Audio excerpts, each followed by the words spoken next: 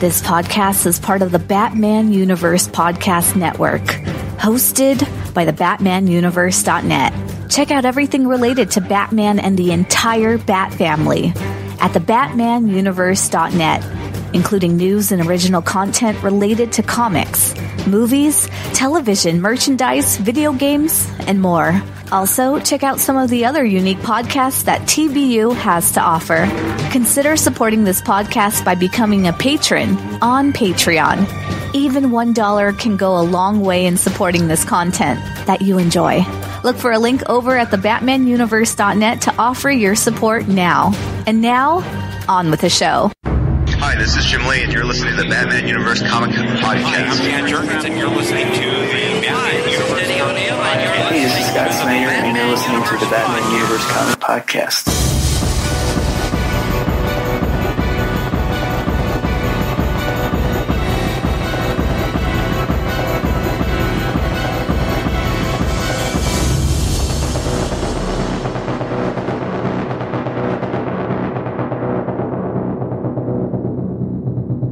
Hello everyone, welcome to the Batman Universe Comic Podcast, episode number 267. I am your host, Dustin, and today I have with me... This is Steph. This is Ian.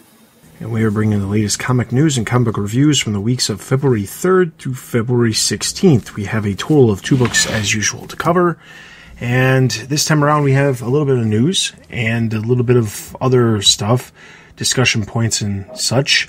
So we're going to jump straight into the news because, like I said, there's some stuff to talk about. So, February 13th, first thing we've got is that DC announced the Year of the Villain, and it will launch with a special comic on May 1st.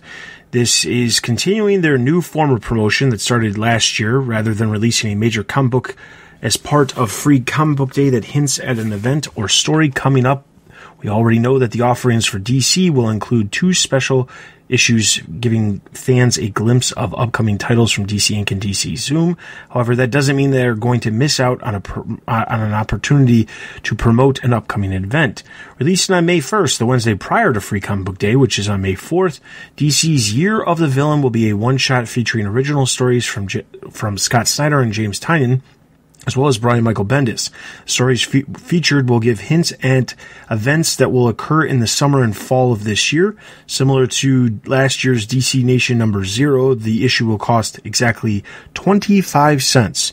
There will also be a number of variant covers planned in addition to the main cover by Greg Capullo. One of the variant covers worth noting for the Batman Universe is the cover by Jim Chung, which will feature the Batman Who Laughs. And you can see that cover over on the website right now. Also, there's some story details that DC shared. Just quickly glancing through, I'm not going to go into details for everything. The Scott Snyder James Tynion story is very Justice League focused. It focuses on the events falling out of Justice League Annual number 1 and the new character Perpetua. That is the main story. The Brian Michael Bendis story deals with the Leviathan Rising story arc becoming more key to what's happening and Superman stuff. There also says that Snyder, this is a direct quote, Snyder continues this plague of villainy through his fan-favorite character, the Batman Who Laughs. Fans should pay close attention to the current 6-issue miniseries as the events of the final issue will continue to play out in this pre-Free Comic Book Day issue, leading to a master plan revealed in a to-be-announced new series debuting this summer. So, before I get into the next quote, I want to quickly talk about this Batman Who Laughs. So we've talked about Batman Who Laughs before. That character is a character who's seemingly everywhere. And to be fair, as much as I don't like him everywhere, the Batman Who Laughs miniseries has actually been really good, and I've been enjoying it a lot. But the character does seem to be overused slightly. I mean, he's got his own miniseries now, so that's fine. But before that, he was popping up in Justice League Dark. He was popping up all over the place. And it gets annoying when a character is popping up all over the place. What I'm more interested in is what could be the master plan or leading into a master plan revealed in a to-be-announced new series. Are we thinking that we're going to get another Metal series? Are we going to get something else Batman-related from Snyder? What do you guys think? So I was a little overwhelmed by metal. Could you explain it to me like I'm 5 of why the Batman Who Laughs is here and why he doesn't go away? Like, within the universe, obviously. He doesn't go away because everyone loves him, but... Well, he doesn't go away in the story specifically because they just weren't able to completely defeat him. They defeated him and stopped his advances, and they took out all of those other Dark Knights, but they didn't completely take him out. Where did he come from, and why can he just drop random Bruce Waynes from the sky in his miniseries? He came from the multiverse consists of 52 Earths, and then they found out that this was explained in a very strange way and can be extremely difficult to explain. But so you look at a map, and the map is flat, and they say, okay, so on this map there's 52 Earths. That's what there is. But they said, but what we didn't know is when you take the map and you flip it over, there's a backside, which is the dark side, the dark universe. And there's potentially 52 Earths from this other world too. And the other world is where he's from, the Batman Who Laughs, and he actually goes to the other Earths, cherry-picking characters to be part of his scheme. So the Dark Knights were all other versions of Batman from other dark universe worlds. And is that where they're coming from in the miniseries too? Because some of those are kind of douchey Batmans too. Yes, okay. They're coming from there too. They're just different versions of Bruce Wayne. Some of them from, I don't think any. I'm pretty sure they're all from that dark side of the universe, but I don't think that's ever been made completely clear because obviously, as we know from just normal continuity, other Earths as part of the new 50 or out of the 52 Earths as part of the multiverse. Some of those Earths have a Batman version. It's just different, like Kingdom Come, or there's all kinds. There's the Owlman from Earth 3. There's the Earth 2 version, which is Thomas Wayne. Like there are different versions. So I think that they are from the other version, but that's not for sure. Gotcha. I'm also probably the worst person to summarize what happened in that series because I was lost until towards the end. It's a very confusing concept, the dark multiverse, and I think it might be Scott Snyder playing with Grant Morrison's idea, because the idea of 52 worlds or universes is ridiculous. If there is one parallel universe, there are infinite parallel universes. So limiting it to 52 is stupid, and I think Scott Snyder is trying to give himself some room to play with in the dark multiverse. The problem with giving himself room to play in the dark multiverse is that a lot of the Bruce Waynes that the Batman Who Laughs is bringing over aren't evil. So I don't see how these are supposed to be evil multiverse universes that he's pulling them from. Well, one of them was, but most of them are normal. Yeah. But I was thinking that, because in I'm not too familiar with the 52 that are hard and set and fast, but, I'm assuming Owlman is one of them, and he's not a good guy. So he's an evil Batman from our 52. So it makes sense that there are nice Bruce Waynes from an evil world, maybe, I don't know. Because the one that was retired and married and had a tattoo, I liked him, even though he's dead. Yeah, that's what I'm saying is that is almost certainly not from one of the 52 official universes, but it doesn't seem to be an evil one, so I don't see how they would say it's actually part of the dark multiverse. Yeah. It just seems like a normal multiverse version. What was the original question?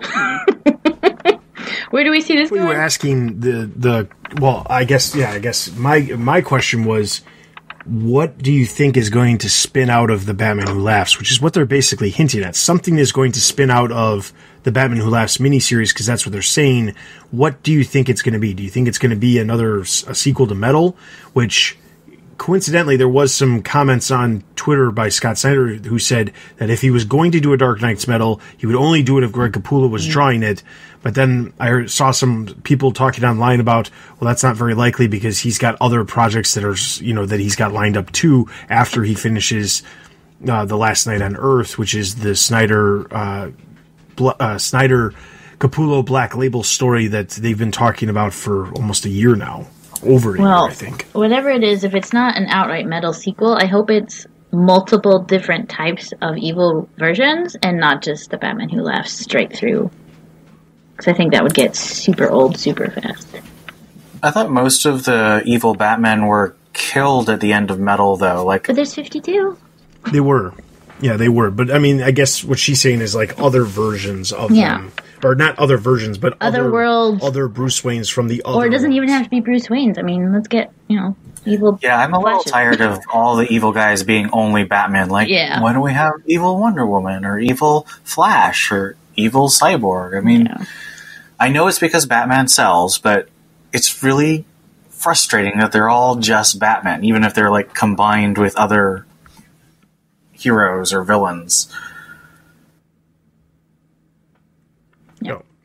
Okay, so the other bit of the quote that is worth mentioning is that there is a mention of... Are you talking about the next story? Yeah. Oh, I wanted to make one comment on the whole Batman Who Laughs thing, apart from the multiverse. Go ahead. So, I was really hoping that Batman Who Laughs was going to be like the Black Mirror. And Scott Snyder on Twitter says he wants people to be able to read it like the Black Mirror, like a standalone story. But then he says, no, they're all modular parts of this huge overarching story that we're telling in this 2-year event. Or is it... No, I guess it's a 1.5-year event, because he says it's going to the end of 2019, and he started in the summer of 2018. But this just plays into my frustration of Scott Snyder that he seems unable at this point to tell a story with an ending. And I know I always say there are no endings in comics, it's going to keep going, but you can tell smaller stories with endings by raising a threat and then defeating the threat. And Scott Snyder keeps not defeating any threats, so that he just keeps making the threat bigger, but he didn't defeat the smaller threat. And so this event leading into another event, just there's no end, and that means there's no satisfaction. And I just am really frustrated, because I was hoping that I could enjoy Batman Who Laughs as its own story, but no, it's just another piece of a bigger story. But you say that, but Dark Knight's Metal ended with the other Dark Knights being defeated. So there was some sort of satisfaction. I mean, like, sure, Batman Who Laughs wasn't ultimately dead, but he was the continuance to keep the story going. Right, but Dark Knight's Metal led right into No Justice, which led right into the Justice League run. So they just keep adding threats and not really taking care of the old threats. I don't necessarily agree with that, only because the fact that, sure, Dark Knight's Metal ended and No Justice started, but I don't feel like No Justice really was that much of a spin-off of what happened in Dark Knight's Metal. There are elements that did, and there are elements that carried over, but it's not as if you only read Dark Knight's Metal, you were left with an unconcluded story. It still ended, it just ended and gave hints at what could potentially come. And No Justice was the same way. Like, it ended, they defeated those trees or whatever, but then there was still, like, questions of, like, okay, what's this? And, like, they do that with movies, too. Like, they always leave stuff open-ended to potentially come back to later on. I think it makes sense. Job security. You're not wrong, and it's possible I'm just cranky with Snyder because he's frustrated me for the last 7 years. That probably is more likely the case. So getting away from the Snyder stuff, the other part of this is that there was a comment that was left, or part of the other quote that DC released was that this is the quote, and in case you thought The Dark Knight would be getting off easy, guess again, DC's Year of the Villain also contains clues to Batman's upcoming battle with the villains of Gotham in City of Bane, also slated to begin this summer. So, if you've been following along, and you're unsure what City of Bane is the big story that's going to be taking place around issue 75. Tony Daniel is going to be drawing at least some of those issues, and this is potentially the turning point for Tom King's story, and most likely the spot where if Batman does die, he's going to die there, but it's unlikely at this point with everything we've heard and read and things like that. But it does sound, at least the way this quote is describing it, upcoming battle with the villains of Gotham It sounds very similar to something that we've seen before. I think it was called Knight's Quest. But I'm excited about this. I'm really enjoying Tom King's run, and I think that this idea of the city of Bane is like a combination of Nightfall and No Man's Land. And seeing Batman face that level of threat is exciting to me. I just don't know how it's going to fit into what anyone else is doing. It will be kind of cool if they actually have the other Bat titles deal with the fact that Bane is the ruler of Gotham. I mean, that's my theory. Maybe he'll be like a shadow ruler, but I kind of think it would be cool if Bane was like the new mayor and he's just like the ruler of Gotham and everyone has to deal with that.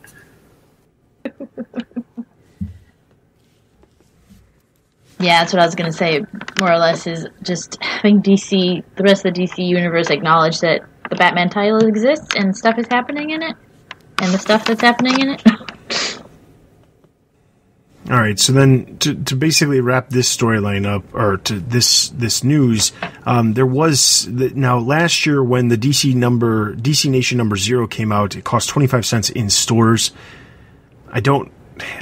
There was rumors at the time that the reason why it cost 25 cents instead of just being free was because of two very unrelated things. One was because there was an issue with publishing it for Free Comic Book Day, even though it's releasing the Wednesday before, which doesn't make a lot of sense. There was also word that the issue was 25 cents because because it wasn't classified as one of the sponsor titles for Free Comic Book Day because they were promoting other things, and because of that, it couldn't be free. I don't know, but one way or the other, the digital version of DC Nation number 0 last year was actually free if you downloaded it online. I don't know if this one's going to be free because they didn't mention digital at all. It seems like they're ignoring digital for some reason. Don't know why, but it seems like they're not. I mean, obviously, because digital's not a growth market. Yeah, well, that's going against every bit of common sense that any other industry's focusing on. But not the book industry. The book industry's seen a growth in physical and a plateau in ebook sales, so it actually makes a lot of sense. It makes sense. There just aren't enough tablets out there for the digital market to grow in a significant way. Well, it also has to do with the fact that digital stuff is just as expensive as physical, and people have a thing about not getting something physical but paying the same exact price. But that's a different topic for a different day. Actually, a topic that I was earlier discussing with my wife. But anyway, that's the gist. We're not sure if it's going to be free digitally, but if it is, we'll know before May, or we'll know when it comes out at least. So the next story is on February 15th. DC announced that in conjunction with IDW and Nickelodeon, they will be releasing a third crossover between Batman and the Teenage Mutant Ninja Turtles. This one is going to bring James Tynion's story to an overall conclusion. This is going to be he's returning with Freddie Williams, who will be doing art with colorist Jeremy Caldwell. Kevin Eastman will also be returning as an artist for the variant covers, as well as providing certain interior art as well. In the first two versions, the first two volumes of this version, not the adventure version, but the other one, the Turtles and Batman, the Bat family, battled the Foot Clan in Gotham, and then they went head-to-head with Bane in New York City. But now, in the third and potentially the final chapter, Krang has gotten his hands on the most dangerous technologies from the DC universe, and now no universe is safe from his wrath. And that's what the solicitation reads. It just so happens that Batman is celebrating his 80th anniversary the same time the Turtles are celebrating their 35th anniversary. Also, this comes on heel of news, not comic book related, but why not mention it? The first volume of Tynion and Freddie Williams' Turtle Batman crossover is actually being turned into a animated film that's going to be coming out this spring. This miniseries, the third volume of this story, is actually going to be releasing in the beginning of May, so it's right around the corner. So even though I've been complaining about lack of miniseries and new stuff, there is a new series coming, and also, well, I'll bring that up in a second. But anyway, Turtles, Batman, thrilled or not? I didn't read the first two. I think I came on the podcast just as the second volume was winding down, and I tried it. I didn't get it. Are they good? Do you have to read them all? Do you think I'll have to read the first two to get the last one? No, definitely not. No, the second one you didn't have to read if you read the first one. It kind of like, well, they already met, and sure, that happened in the first volume, but you don't have to read it. I mean, you could just assume, well, they've met somehow before, and then just move on from there. I think that it's cool. I tried the first one. I didn't read the second one. They're beautifully drawn. Freddie Williams is a great artist. James Tynion is a very good writer. It's just not a concept I'm that interested in. I didn't watch or read the Teenage Mutant Ninja Turtles as a kid, so I don't have that connection. So the mashup doesn't appeal to me. Now, if it was Captain Planet, I'd be all over that one. I want Batman Wishbone if we're going for childhood properties. Or, Batman Carmen Sandiego. That would actually be amazing. I want a dog Robin so bad now. Oh my gosh, that would be amazing. Oh, man. Okay, well, clearly as the only one on this podcast who watched Teenage Mutant Ninja Turtles and appreciate them, I actually enjoyed the first two volumes. I didn't like the adventures, but that's not part of this essential trilogy that they're putting out with this third volume. The adventures one wasn't nearly as good. But the first two, they were enjoyable. The characterization of all the characters, because Tynion has worked with the Bat family, was pretty much dead on. The Turtles, I mean, it's exactly what I would assume the Turtles would be like too. Despite the fact that Nickelodeon recently, in the beginning of, I guess I don't know when it happened. I thought it was happening last year, but I don't know exactly when it released. But they rebooted the Turtles yet again, and they changed a ton of stuff. And now the personalities of some of the Turtles are different. Leonardo's no longer the hero. Raphael is. They changed a ton of stuff. And I wasn't thrilled when I saw it, and I didn't watch it. But I did watch the previous incarnation, which ran from like 2011 to the end of 2017. And I liked that. My son liked that as well. We had a bunch of turtle action figures for a while. So I mean, like, I am not opposed to Turtles and Batman. I actually prefer this over a lot of the other weird crossovers they've done. Some of them don't have a lot to do with Batman, but like the Masters of the Universe Injustice, that was kind of like, why are we doing this?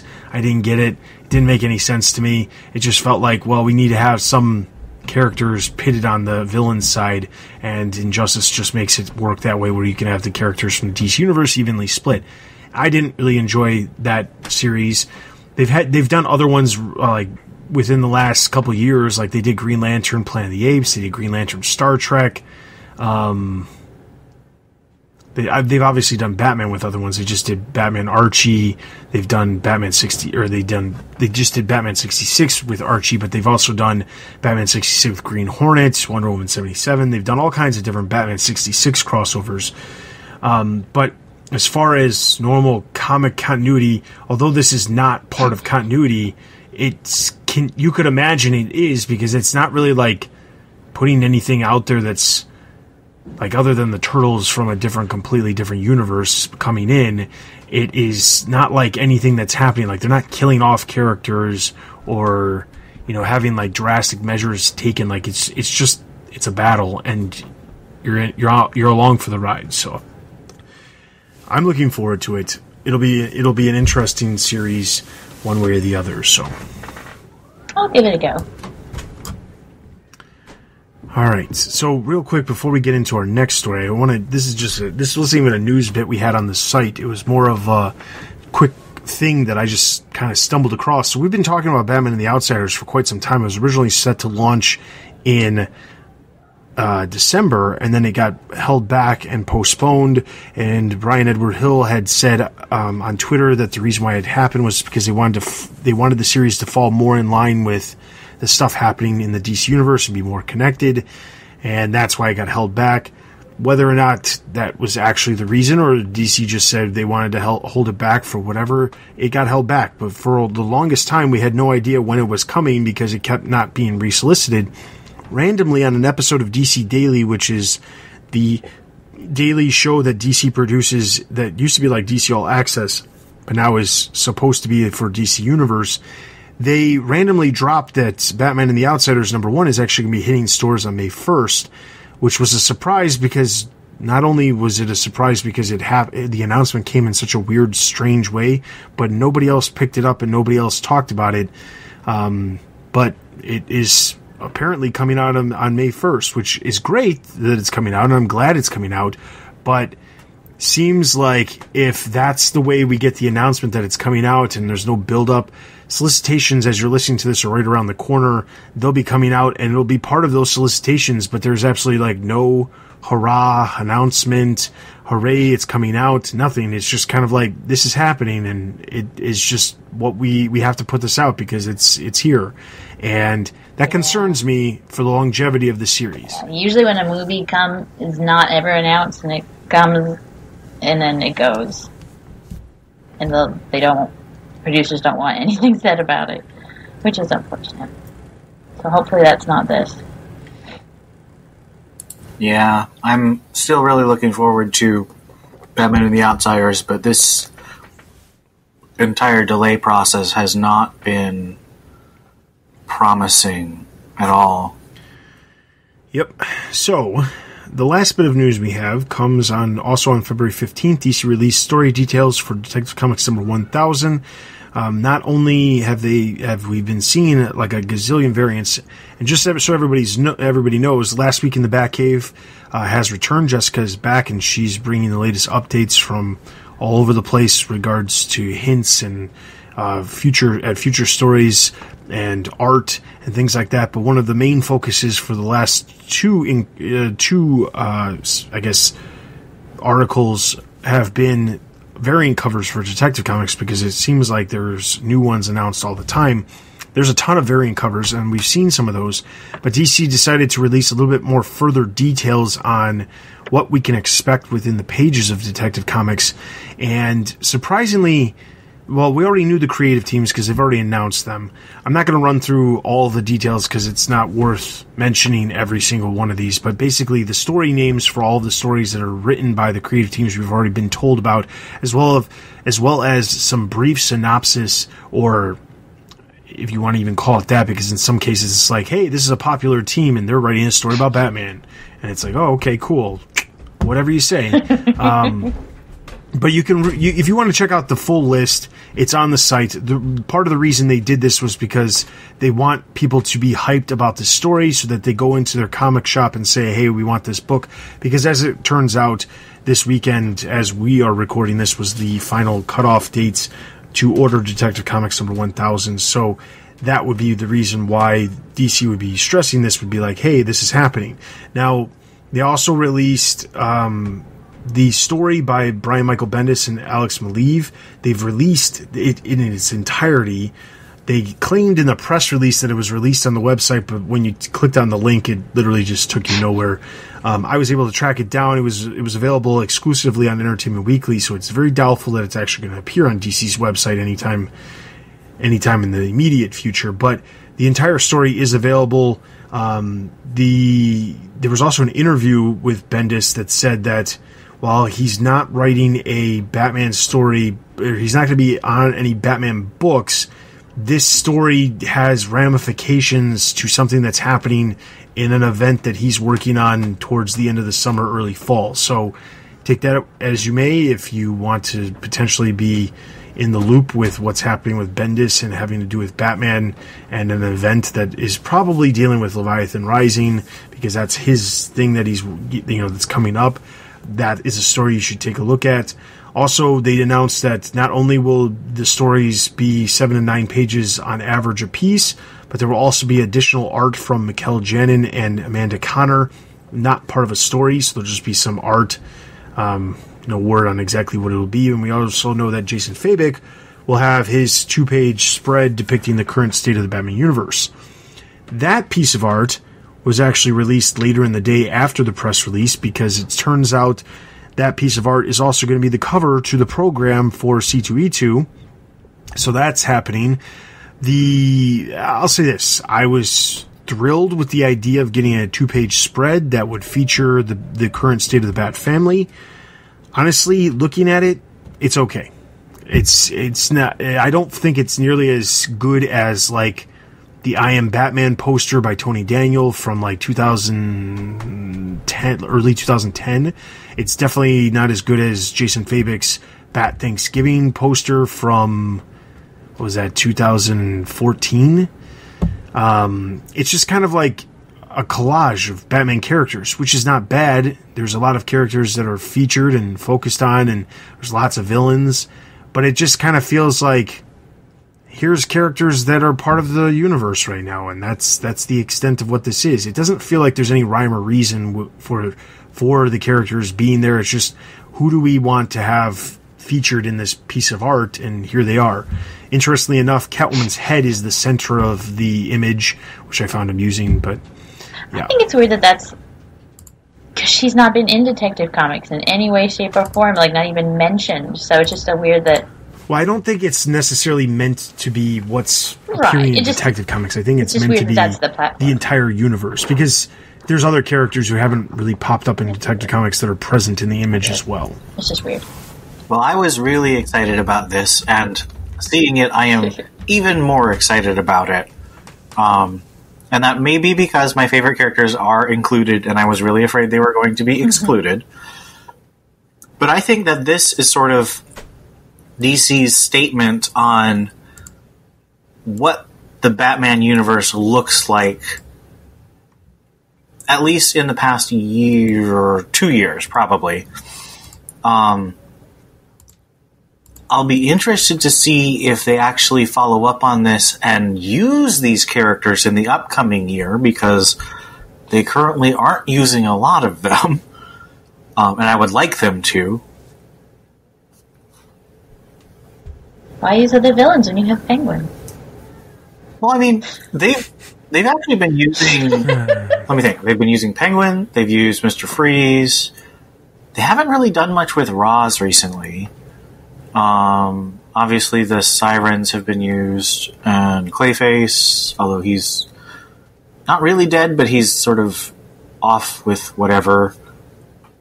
Have they used Scarecrow recently? He's in... Well, he's in the Nightwing story right now. And Riddler, I mean, he was in War of Jokes and Riddles, but I don't think he's been in present action very much. Two-Face, of course, has shown up both in Detective and in Deathstroke. No Hugo Strange. Now, that's interesting, because he's been showing up a lot. Well, also, you would think that Bane would have a little bit bigger of a position on this image, rather than... I don't know, like, there's a lot of characters, like... Ra's al Ghul is very prominent in this image. Killer Croc is like got half of his face cut off from the edge of the thing. I mean, there's certain things about it that I like, but it feels like it just feels so photoshopped is, I guess, the best way I could put it. I mean, like, literally, like, it's not even like it's a group shot. It's like someone there got are the characters in the background. From Target where they get the little group stickers and they just put them on tastefully, Yes. but they put them on there. Yeah. Yeah, I mean, like, it's not that it looks bad. It's just, I don't know, like, I don't understand why Poison Ivy's in her outfit from the New 52, because we have not seen that outfit since then. Batgirl's in her most current outfit, which is perfectly fine, and I like that costume, so I don't have a problem with it. Tim Drake's Robin has just the single R, which is fine. I guess there's certain aspects of this that are clearly saying this is happening now. But then you've got Dick Grayson as Nightwing, even though he's not Nightwing right now. So, like, how is this reflecting the current state of the Batman universe if you've got... And Red Hood's completely his old costume and not his new costume. Right. And then you've got, like, Huntress prominently not prominently, but she's alongside Duke and Spoiler and Cassandra, but Huntress is not appearing anywhere right now. Like, the last thing I think she appeared was in, was it the It was The Unexpected, wasn't it? Yeah, The Unexpected was the last thing she appeared in. And then she was in Constantine for a couple issues too, but that was a while ago. I mean, like, it's just one of those things where it's like, I also don't understand why Lady Shiva's present. There seems like there would be other characters who could take the place of Lady Shiva, but, you know, like, I don't know. It's just one of those things where it's like, I don't feel like this is the current state. I feel like this is just what you would, if you were thinking of the Batman universe, this is what you would think, and there's a couple characters that maybe the mainstream people who are unfamiliar with the comics, they would be like, oh, who's that? And then maybe that would pique their interest as to figuring out who some of these characters are, but I don't know. Like, I don't like that the skyline of Gotham City is behind, which looks very reminiscent of Jim Lee's skyline from Hush. But then there's the Batmobile, falling, not falling, but like flowing out of it. Meanwhile, oh man, the more I look at this, the more I feel there's so much wrong. And I was so looking forward to this piece of work because I wanted to make this a new print on my wall. But oh man, like, Batman is oversized compared to, like, all of the sizes of the characters are different. So Batman's crotch is weirdly right next to Red Hood's gun. I don't understand it. I feel like this is just like a missed opportunity. I feel like the best thing to do would have been like a new version of the Thanksgiving print, but not obviously Thanksgiving themed, just something reflecting like, hey, here's what this character's up to. Here's what this character's up to. Like something where you're going to like look at it and you're going to be like, oh, let's find the clues, because that is something that would be different. This just feels like, hey, here's some characters on a paper. I think there's two reasons for this problem, and I preface this by saying I still love it. I'm super excited about this piece. I think that Fabok's only current Batman project is the Three Jokers, and he does reference that in this piece. And Three Jokers is a Black Label title. It's supposed to be in continuity, but it doesn't seem to... There's no indication on when it's going to be released, so they haven't connected it to any events. And so I think he's just more or less out of the loop on what's going on in the current Batman universe, because he's just not in projects. When he was the one who did the Thanksgiving piece, and he was working on Batman Eternal at the time, which was the current Batman event, because Scott Snyder was doing Zero Year at the time, so everything in the main Batman title was in the past. So I think it's just that he's disconnected, which means that the editor, whoever's doing editorial on this piece, was not necessarily communicating with him. I think it also indicates that there's a high deal of uncertainty and secrecy about what's going to be happening, so they didn't want him to necessarily hint at what was going on, because the Thanksgiving piece had a lot of hints about what was going to happen in Batman Eternal that you couldn't necessarily figure out until it happened. But like when you read Batman Eternal, you could say, oh yeah, there's that character, and that's why they have this thing happening. So I think it's a combination of too much secrecy and uncertainty in the Batman editorial office, and Fabok just isn't working on any major Batman projects that are connected to what's going on right now. Seems like a bad call. I would have been fine if they were just like, he was doing a piece that was just featuring Batman characters. But the problem is that they phrased it as he was doing it as like reflecting the current slate of the Batman universe. And that's the issue that I have with it, because it doesn't feel like that. It just feels like these are characters that are prominent in the Batman universe. These are characters that people know, and you know, in most cases, these are the versions of the characters that we would know. But this is not a reflection of what's currently happening. That's I guess ultimately why I have such a big problem with it. But maybe that's why Catwoman's face is so big, so you're distracted. Maybe. Well, he said on Twitter that he made her face so big because he knows she's going to be... She's on the seam, the page turn. So he wanted to make sure that it was something that could be symmetrical. And so he made her face really big, so when it's split in half symmetrically, it won't be too weird and distracting and too small that you can't tell what it is. And she's also, you know, on the cusp of being a hero and a villain, so that's why she's in the middle. Yeah, okay. I mean, like, don't get me wrong, he has a reason probably for every single thing that he did on this. It's just, I just don't agree with it. or like it, but that's that. Okay, anyway, that is the news. As you're listening to this, solicitations are around the corner yet again, as well as the idea that, not idea, but as well as the fact that Last Week in the Batcave has returned, and there is new updates all the time. So be sure to check out Last Week in the Batcave, which will be posting every Monday morning Central Time. So with that being said, we're going to dive straight into our comic book reviews. And we're going to start off with Batman.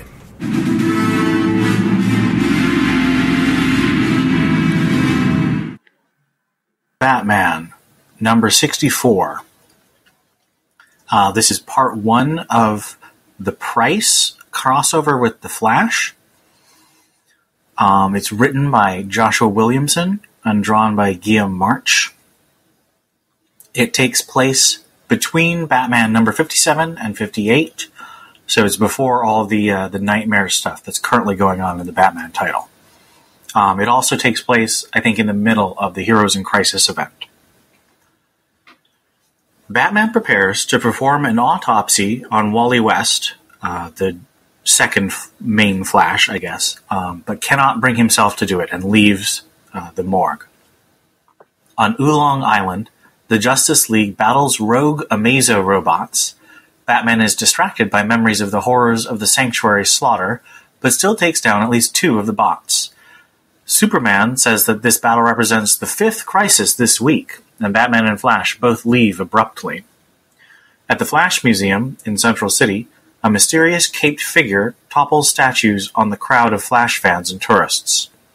Batman saves some of them, but again, memories of Wally assail him. Barry surprises him, then helps reassure the shaken crowd. Flash remembers the old days when Kid Flash and Robin leaped into the Batmobile together, and confronts Batman before he can leave. He knows Bruce lied about Central City being on the way, meaning that Bruce knew the attack would happen. Batman reveals that Gotham Girl, Claire Clover, has begun using her powers to perform these attacks. He wants to stop her not only from hurting others, but from the death that further use of her powers will cause, just as it did her brother Hank in Batman number 5. Claire, meanwhile, has what appears to be Hank's body hooked up to a machine, promising to save him. So that was Batman. Now, if like Ian said earlier, this is part of the Batman Flash crossover. Now, if you remember when we did the button, we reviewed the Flash, or we covered the Flash on the site, but we didn't actually review it here on the podcast. Or at least that's what I remember. If it was different, then it was different. But this is how we're doing it. So Ian is going to read the synopsis for the Flash as well, but we're going to specifically just be reviewing and giving a rating to the Batman issue, but we will still talk about the Flash issue in conjunction. Just the rating and review is specifically geared towards the Batman issue, but now here is the Flash issue. The Flash number 64, part 2 of the Price crossover, written again by Josh Williamson, art this time by Rafa Sandoval. The issue opens with the ominous title card, "It's Better to Burn Out." Gotham Girl tells what appears to be her brother, the supposedly deceased Gotham, Hank Clover, about her plan to teach the Flash a lesson, but Hank begs for help. Claire looks to an unseen person holding a huge vial of some chemical, asking to be a hero with her brother again. She blames Batman for leaving her and says that the huge figure with red eyes was with her when everyone else left, promising that she'll be the greatest hero of all time in saving her brother. At the Flash Museum, where Gotham Girl attacked, forcing Batman and Flash to intervene, the two heroes investigate. They find a plant clue pointing them to the Caribbean, and race in the Batwing and Flash's super speed. Both still struggle with Wally's death at Sanctuary. On a remote Caribbean island, they find footprints leading to a giant castle. As they prepare to infiltrate, Flash asks about Batman's marriage, not having heard that Selina had left. Before Batman can break the news to Barry, Flash gets a call from Iris, since they plan to talk to Wallace about Wally's death together, Wallace being Kid Flash.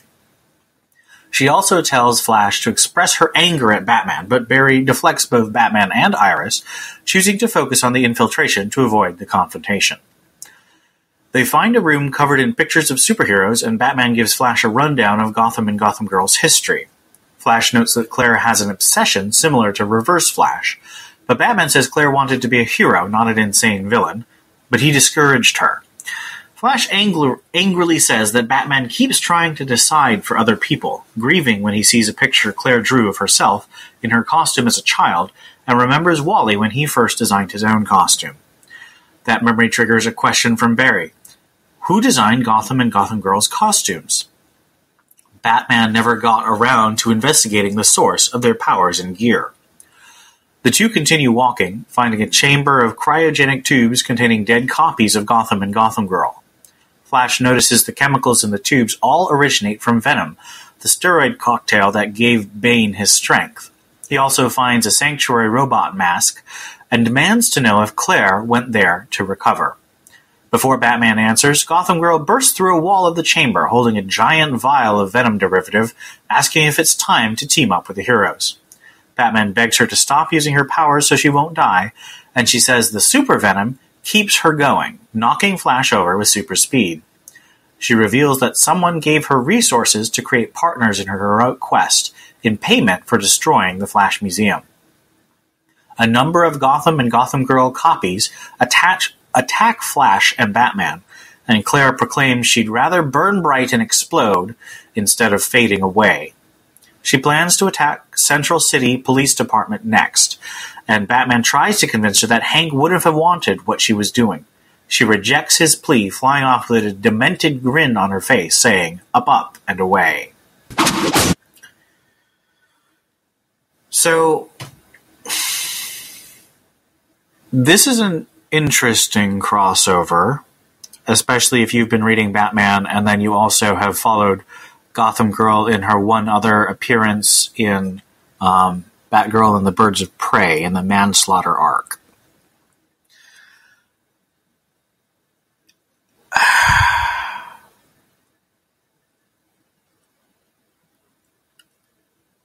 Let's start with a simple question. If you've read The Button, how does this compare to the first couple of issues of The Button, which was also co-written by Josh Williamson and was a Flash crossover? Well, that's tough because I don't even view these stories remotely even the same. I feel like this is clearly more Batman heavy because they're focusing on Gotham Girl, which is a character that's only appeared in Tom King's run on Batman, as well as just a few other appearances, including in Birds of Prey. But, I mean, The Button felt way more like a Flash-centric story, obviously, because of the Flashpoint, dealing with the Flashpoint stuff and Eobard Thawne and other things related to Flashpoint Batman. That felt like more like a Flash story. This feels more like to be fair, the first issue, the Batman issue, feels more like a Justice League issue, and it just so happens that Batman and Flash are getting the focus. The Flash issue feels very much like a Batman issue that Flash is guest starring in, because the focus is so much on Gotham Girl, which is a character from the Batman universe. That being said, how do I feel between the two? It's hard to even say. I didn't really like The Button that much. But the reason I didn't like The Button was because I thought it was going to be more of like a oh crap moment that we were going to experience. And really it just was like, oh, okay, ultimately nothing really came of The Button. And it kind of whimpered out and didn't become anything. I felt like The Button was just like, okay, this is the only thing we got was Bruce being told by his Batman or by his father to stop being Batman if he wanted to have happiness. And that ultimately could have an effect on why Flashpoint Batman is in the current Batman stories. We'll have to wait and see. But I didn't really like The Button at all. And I'm thinking of it as an entire story. I can't really remember just the first two issues of the story, of the 4-issue story arc. But I just don't remember. I just remember not liking it and thinking, what a waste of time. What a bunch of hype for nothing. And this, I don't feel like it was hyped. So I guess maybe because I can't be underwhelmed because I didn't think it was going to be that much to begin with. And I didn't really know what it was going to be at all. The fact that it's focusing on Gotham Girl which I'm sure is going to be another topic of discussion in a moment. The fact that it's focused on Gotham Girl, well, I'm glad we're picking that storyline back up, but it's interesting that Tom King's not doing it, and it's Joshua Williamson who's doing this. That's really my only thought at this point, like just initially with the two issues is, interesting, and I'm not underwhelmed at this point. The button seemed more connected to Doomsday Clock, back when that was supposed to be the overarching theme to all the titles. When it wasn't a perpetually delayed garbage fire? Yeah. And this one definitely feels more connected to, obviously, to Heroes in Crisis, which I think Dustin was touching on, which is so weird that the guy bringing in Tom King's Heroes in Crisis into Tom King's Batman is not Tom King.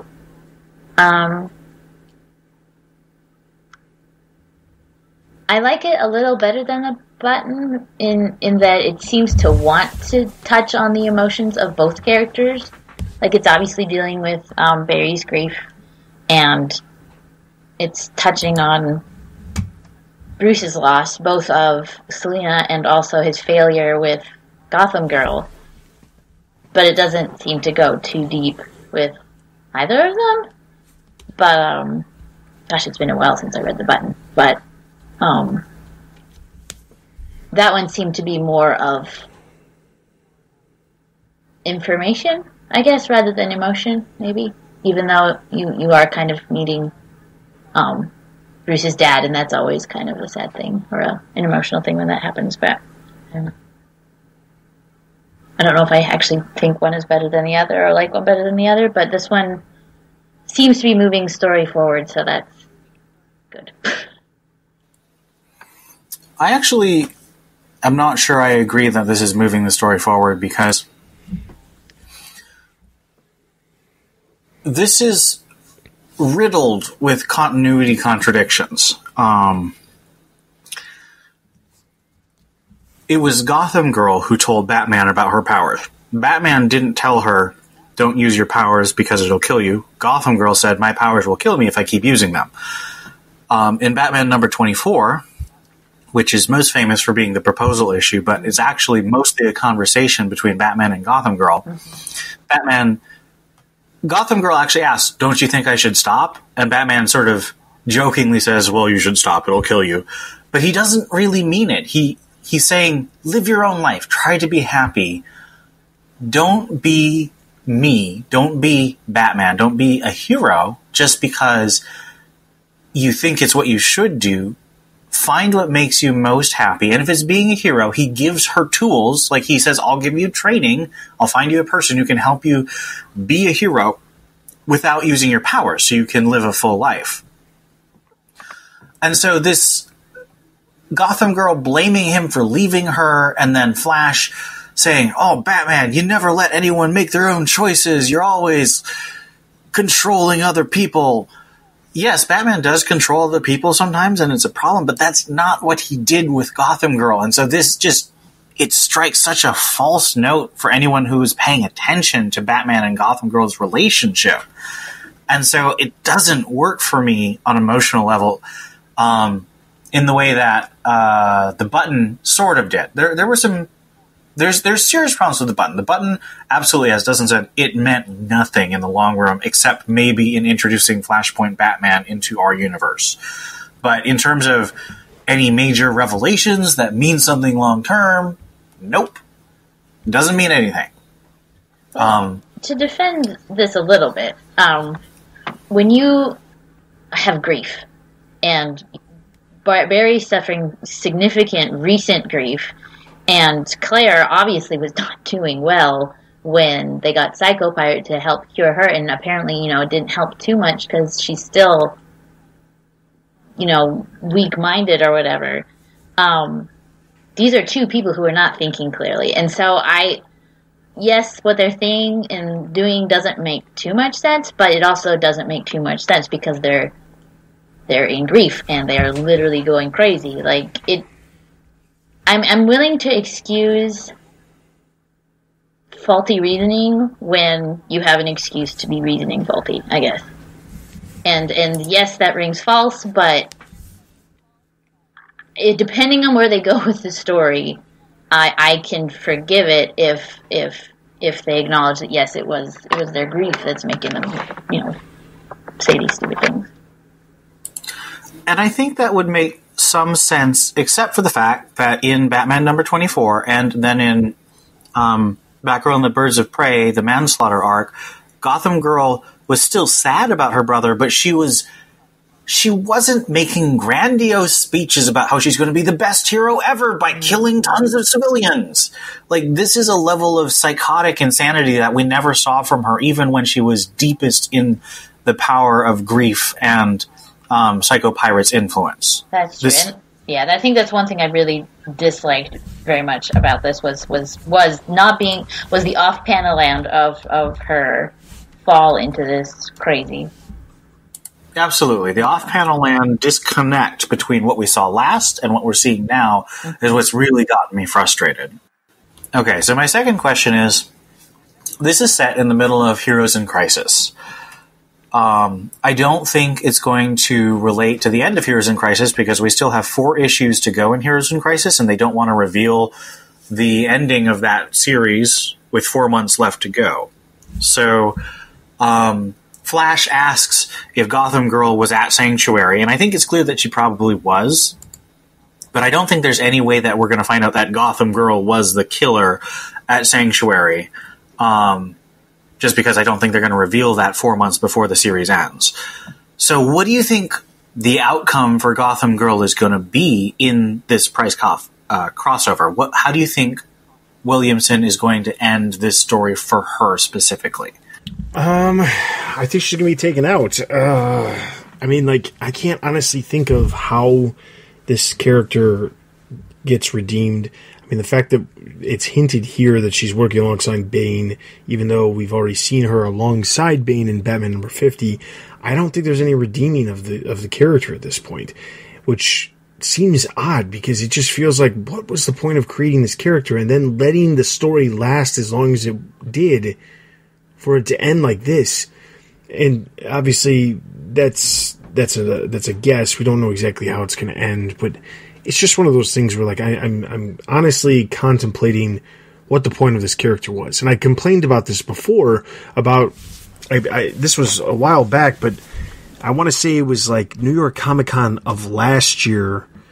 Tom King had an interview that he did where he specifically talked about Gotham Girl, and people were asking him about Gotham Girl, and his response were like, oh, well, we're going to get back to her, and I have every intention of getting back to that character, and blah, blah, blah. And it just felt like, why is it that stuff has to sit out there for such a long period of time? I understand you've got a 100-issue plan, or you've got at least an idea of how you're going to get to 100 issues, but when you have a character story that starts in the very beginning, like the first issue, and then you have a story that's, a story arc that's supposed to be leading to the resolution or the healing of that character, which was I Am Suicide. And then you go into everything else that has nothing to do with that character, and that character's just forgotten.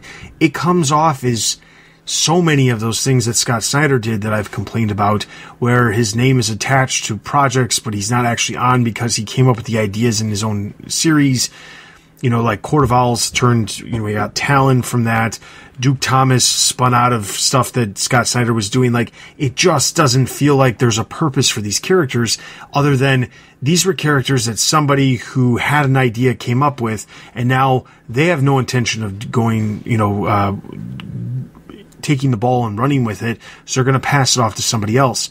And that's what this comes across as. If this story was truly meant to be a story dealing with Gotham Girl, and that was the entire intent, why is it that Tom King's not telling this story? He's the one who also had said that Gotham Girl was an important character to his story, because if she wasn't an important character, he wouldn't have named the name of Gotham Girl Claire wouldn't be named. He wouldn't have used his daughter's name or something like that. It just comes across as like, he didn't know how to finish the story. He gave it to Williamson and said, here's what we're doing. I thought the initial intent before it was retitled The Price was that this was supposed to be like them dealing with a cold case that, like, it was solicited as Batman and Flash were dealing with a cold case that they were unable to solve while reeling from the events of the Sanctuary, all the horrible events that happened at the Sanctuary. That's what it was solicited as. This is a story of Gotham Girl, which I'm not saying I don't want to, get some resolution to the Gotham Girl story, but what exactly is happening? How did this change from it was a story about a cold case? This Gotham Girl thing is not a cold case. This is a thing that we just stopped talking about for an extended amount of time, and now it's just come back up. There's no cold case here. Do you think that they're going to kill Gotham Girl off in this story? If they don't, and somehow she lives, I would be pissed. Really? And I'm saying that not because I want the character to die, but because what is the point of bringing this character back if at the end of the story she somehow gets, she comes back from the edge and they are able to try to rehabilitate her? Didn't we already do that once? I don't want to see the same thing over and over again. Let's get somewhere else. Like, now she's basically become her brother, which is what she said she never wanted to become. But now she's basically a replica of what her brother was before her brother ultimately died. And well, okay, so what? If she doesn't die, she goes right back to, okay, I've learned my ways and now I'm going to become good. But then when are we going to see this character again? Just kill her off. I'm sorry, and I hate to say it, but at this point, just get rid of her. And I'm saying this, and this is coming from the person who despises Harper Row and Duke Thomas, and I never said kill those characters off, but this character, then now what they're doing to the character makes even less sense, and there's no redemption factor. If you want to redeem it, it's already happened, they've already done it. Don't do the same thing again. There's no progression then with the character. There's just regression, and then it makes the entire... Honestly, this story is already making the entire I Am Suicide story pointless. What was the point of going there and screwing with Bane and getting Psycho Pirate's mask to help Claire if this is what she ultimately becomes? It's pointless. I would be lying if I said I wasn't quite shocked when I got to the end of Batman. I was like, what? Crazy Gotham Girl? That's what this is? It was a little disappointing to start. I have to agree with a lot of stuff that Dustin is saying, but sometimes in real life stuff is pointless, and we make wrong decisions and we do wrong things. And so if Gotham Girl doesn't die or isn't killed off, I don't know. There are things in life that we do, that do end up being pointless, and it would make that pointless. But is that necessarily... it's a bad thing, but for a story, is that maybe what Tom King wants? And it is hard to tell, because is this Tom King's story, or is this John Williams? Is this Williams' story? Josh Williams. Yeah. Is this his Williams story? How much input did Tom King have in this story? Because if he just said, go nuts with Gotham Girl, and he maybe misunderstood. I guess it really depends on what Tom King's input in this story was and where he wanted it to go, I guess. But it's just so disappointing. Yeah, I wanted this to be an interesting exploration of Gotham Girl and Batman and Flash's relationship, but I feel like it's created more frustration and confusion than it's been a good story. And I think that particular Guillaume March in the first issue has done a really good job on art, is really moody and atmospheric and creepy, and I thought that was really good. It's probably the best thing I've seen from March for quite a while. Since Gotham City Sirens, I haven't really liked his stuff in Catwoman and stuff since then, but I loved his stuff in Gotham City Sirens, and I think this is really good too. I didn't really like Rafa Sandoval as much in The Flash, but I look at this story, and I didn't even think about what Dustin said about this is completely different than the solicitations. That's absolutely right. Now, we know the reason they're doing this is because Tom King wrote a television pilot. And so he had to take a month off from writing. So Josh Williamson stepped in into this. And he said on Twitter that he's worked very closely with Williamson in terms of plotting it out, which means that Williamson's working with King's blessing for what he does with Gotham Girl. I really hope they don't kill Claire off, just because if Claire dies, I want Tom King to be the one to write that story, because this is not a story. If Claire dies this way, it's just going to cement what Dustin says. She's going to be a completely pointless character because she went out in a pointless way. So even if it makes this crossover pointless, I want her to not die so that Tom King can do something better with her. Because I know he had plans for her. But I can see her, going out like her brother. I just think that's so stupid. But, coming again from the anime world, no one is unredeemable.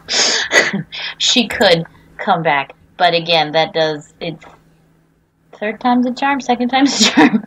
I don't know. It does feel like there would be a lot of wasted story if she comes back, and it feels like it's even more wasted story if she dies. She's a lose-lose. Yeah, it's kind of no win either way. It almost feels exactly like the button, and it's kicking the can down the road for another thing. Either that, or it's going to be a completely unsatisfying story that destroys a previous story. I'm just... I don't want to... I understand Dustin now. I don't want to be this negative about Batman, but I don't see much I can be positive about because this story frustrates me so much. I did appreciate that they tried to deal with some of the emotion stuff that they don't seem to be dealing with in Tom King stuff, but it's just such a shame that it's not Tom King writing the emotions of the... I guess he's not writing Flash, but, he's not emoting Batman when he's the one torturing Batman with his story. So, yeah, I'm interested to see where it goes, but I honestly have very low expectations at this point. All right. Okay, so how do we want to rate this? All right, so I'm going to give this a total of... and keep in mind, we're just rating the Batman issue, not the Flash issue or the story as a whole, but just the Batman issue, I'm going to give 2 out of 5. Yeah, 2 out of 5. Sounds good. The Batman issue I actually liked a bit better, so I gave it a 3 out of 5. All right. So that is going to give the Batman issue a total of 2 out of 5 Batarangs. Let's move into our other in-depth review, which is Detective Comics.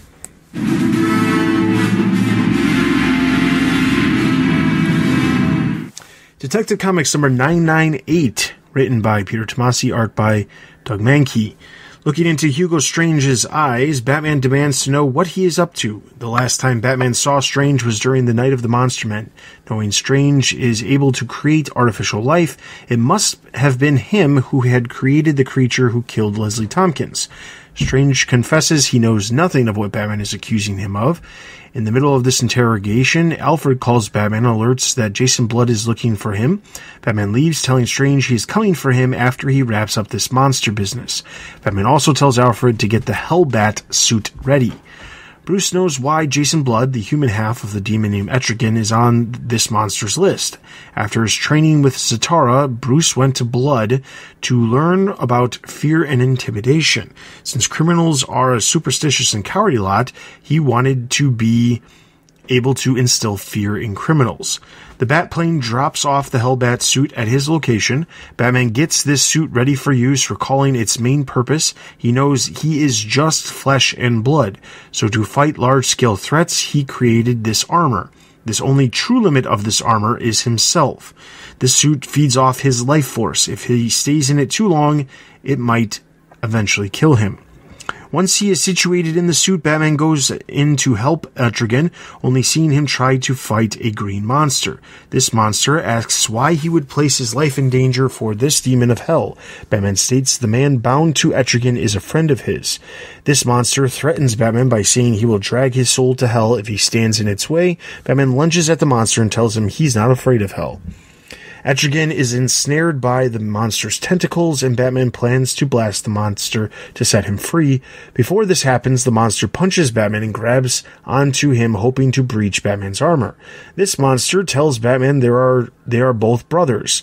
They both spread fear, but just in their distinct ways. As this suit is breached, Batman uses the Devastator protocol to channel the last amount of power into his fist to punch the monster into oblivion. Etrigan is freed of this thing and he turns back into his mortal self. Batman tells Blood that although he cannot explain it, it feels like the monster was a part of himself. Blood confirms this creature is a physical manifestation of the fear he has created over the years. Blood mentions intimidation causes him to lose a tiny part of himself. Batman admits that he has never thought of it that way, but it is a necessary evil. Batman looks down and finds one of his prototype grappling guns. He tells Blood he needs to be somewhere immediately. Blood uses a magical relic to teleport him away. Batman meets with Dr. Silas Stone and tells him that he is in danger. Dr. Stone asks Batman if he needs saving, and Batman admits not at the current moment. Stone follows up and asks what is Batman saving him from? Batman tells him something has been trying to kill everyone who has been a teacher/mentor to him in his life. Anyone who helped Batman become better is in this being's crosshairs.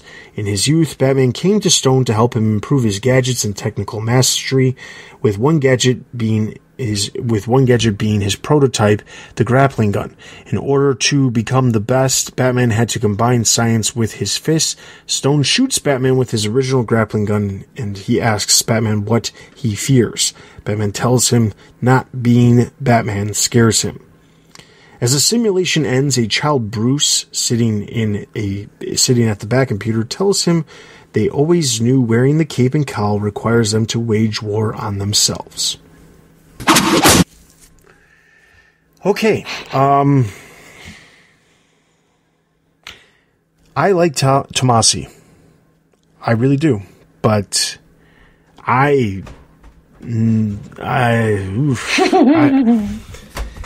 okay, here's the thing. I'm going to start with this. Okay, I don't mind Etrigan.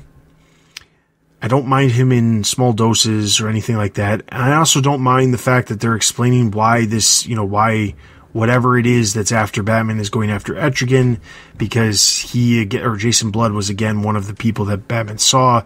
Silas Stone, again, one of the people Batman saw when he was younger, that it led him to become Batman. I don't have necessarily a problem with the fact that they keep introducing these people. The fact of the matter is, it seems like there is this... It feels like we're sprinting. And we're sprinting towards this issue number 1000, and everything is getting crammed in here because it needs to happen. I don't understand the necessity of including Stone. I don't understand the exchange between Stone and Batman about why Stone is asking Batman about fear and what makes Batman scared. I don't know why Batman would even be answering those questions to somebody like Stone. I don't understand it. I was slightly lost in this because I thought to myself, everything was making sense up until the Stone thing. Why did Stone shoot him with the grapple gun? Why did he answer those questions? Why did we end the issue with this, presumably a child Bruce sitting in the back cowl at the back computer that looks so out of place? Like, what the heck is going on? Like, I don't know if we're meant to be confused as what's going on, but I was super confused, and I don't really understand why this issue ended the way it did, but the way it ended just made me feel like that we're rushing. We're rushing really badly to get to a certain point, and obviously it's because issue 1000 is revealing something. Issue 999 is also supposed to have Arkham Knight appear, but then, or I can't remember if it's one way or the other, but I feel like Arkham Knight was on the cover of 999, but maybe I'm misthinking. But ultimately, I got done with this issue. I was slightly lost, slightly confused, and kind of pissed about how much is being crammed in these issues. I have no problem with issues telling a massive amount of story in a single issue, but this just feels like multiple issues now have had Batman dealing with not just one threat, but two threats, or dealing with two different threats in different areas. So, for example, we had the attack on Henry Ducard, but then we also had the attack on his samurai as well, or his sensei as well. Then we had Thaddeus. Yeah, Thaddeus in the last issue, but and then that was also in that same issue. Like, there was three of them, and then last issue was like somehow all spread out, and Thaddeus was like the main focus for that issue. Here we are back to two different people in the same issue. I just don't understand why so much is happening. And the only thing I can think of, and I mentioned this on our Discord when the issue came out, was that it feels like Tomasi had a story planned. It was meant to take place over maybe 10 issues leading up to 1000. And then something happened, or something took place, whether in real world or DC's offices or something, that required Tomasi to not start the book as soon as he did. And the 10-issue story that he was leading up to 1000 with somehow got condensed into just 994 through 999, and then obviously into 1000, and then so forth and so on. But it feels like there's so much stuff that's shoved in here. Like, could Ducard have been an entire issue? Yes. Did Thaddeus need to be an entire issue? Probably not, since we've never even known that Batman had anything to do with that character up until the reveal that he dealt with the character. Should we have gotten Etrigan in a full issue? Probably not, but there could have been more to it. I would have loved for more issue dealing with like the gadget side of things and his technology that he uses. Why is it that Silas Stone, of all people, is the person that Bruce went to? I guess it's because they're trying to make it Silas Stone into this. He's an amazing gadget person because obviously he made Cyborg.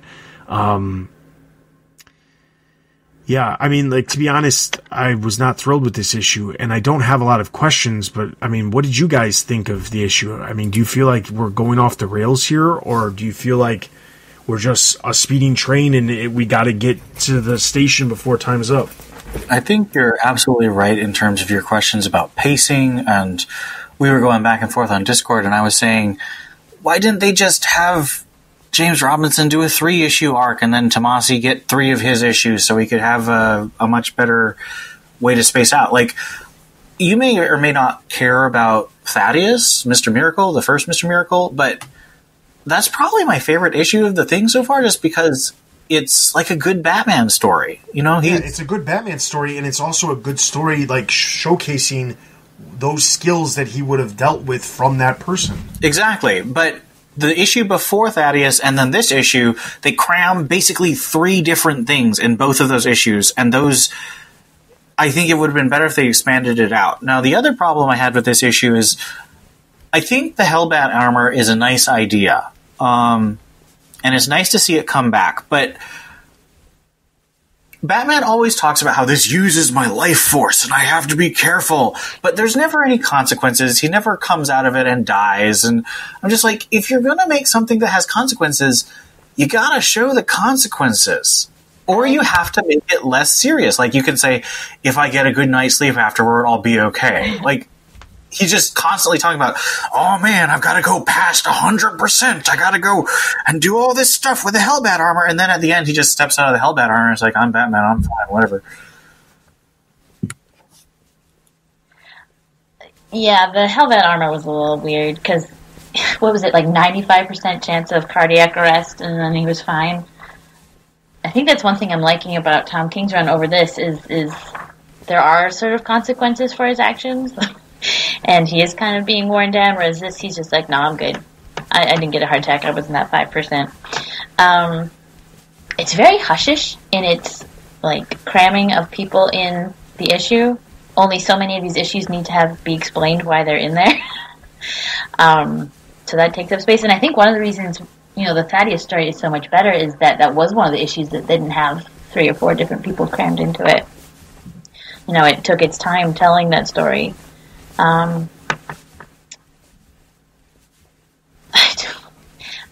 he was putting so many people in here that have no purpose. Like Strange, he just ended up having a nice little chat with Strange, and that came to nothing.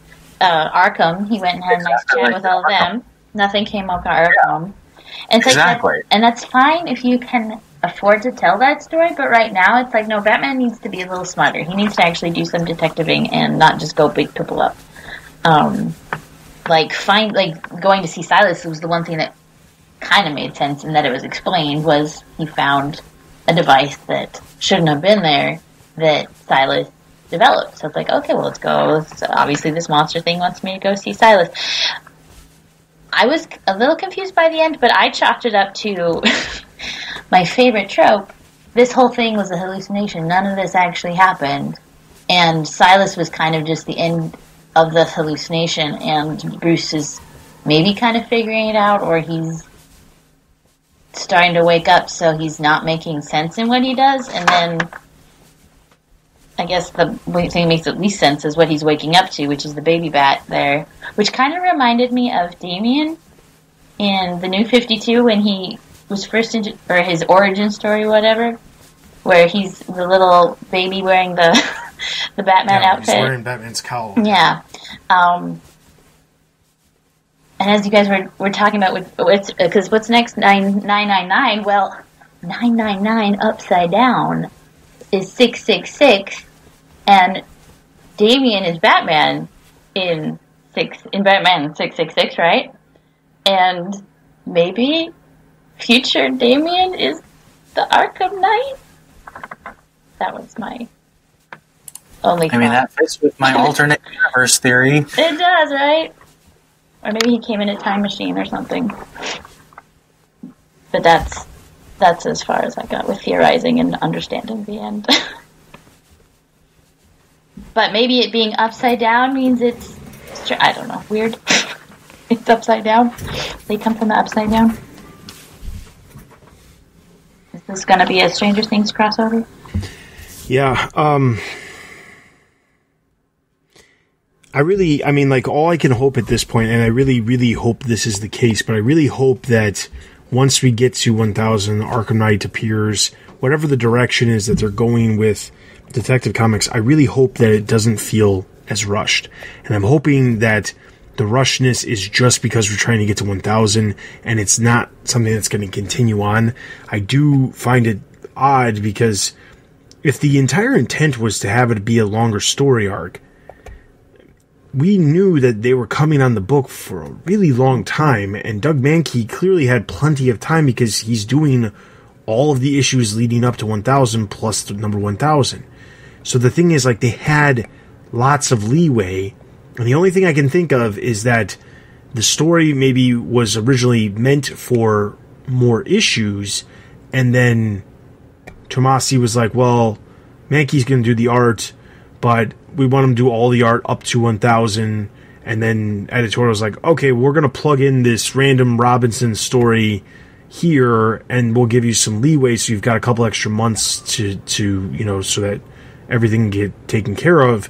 That's literally the only thing I can, the logical explanation behind it, because some of this stuff, the Leslie Tompkins issue, it wasn't bad, but again, the first issue had that weird, I'm investigating this murder that was staged inside of an aquarium, but then they never came back to that. And then they deal with Leslie at the end of the issue and Leslie at the beginning of the next issue. But then, there's the stuff with Alfred. There's so many things that have happened that it just feels like they're neglecting or forgetting or not paying attention to. And I don't understand why they're doing it. I don't get it. Well, that's one of the things that makes me think that it is a hallucination, because so many things just don't make sense and don't add up, and all these amalgamation creatures of because that's kind of the only thing that really came out of this was every creature he's met has been some monster of his own, not necessarily his own making, but has reflected him somehow, whether it was his anger or his family or whatever. Like that. So what if this is some sort of so just bear with me for a second. What if this is some sort of like the idea is that it's a simulation because of the way Stone disappears at the very end of the story, and then obviously we've got this Bat Baby or Bat Bruce or whatever you want to call that last page. But what if the entire story is some sort of like hallucination, or Batman's hooked up to something and this is what he's experiencing, and Leslie didn't actually die, Alfred wasn't actually attacked, Ducard's not actually dead? Because we were talking about this before, about how Leslie died but it felt very sudden, and why did we kill her? Ducard, while I don't think that he's not nearly as prominent, he's not at all prominent as Leslie, he died very abruptly. What if everything we've seen since Tomasi took over is all fake and none of it's real, and now what's going to happen is the Arkham Knight has somehow infected Batman's mind, kind of like something like the Scarecrow, or what we saw with Zur-En-Arrh, or a million other stories that have Batman affected by outside things. What if that's what happens? I mean, would you be pissed if everything we've seen for 6 issues turns out to be a ruse? It better be a really, really good payoff to not get angry, I think. Like, Arkham Knight better be something really shocking to excuse how many issues of hallucinations and crying over Leslie and getting your hopes up about Damien. I don't know. Like, it better be a good payoff if it does end up being a hallucination. I mean, I try not to talk too much about Detective because I feel like I have too many biases. And it definitely wouldn't improve your view of Tomasi.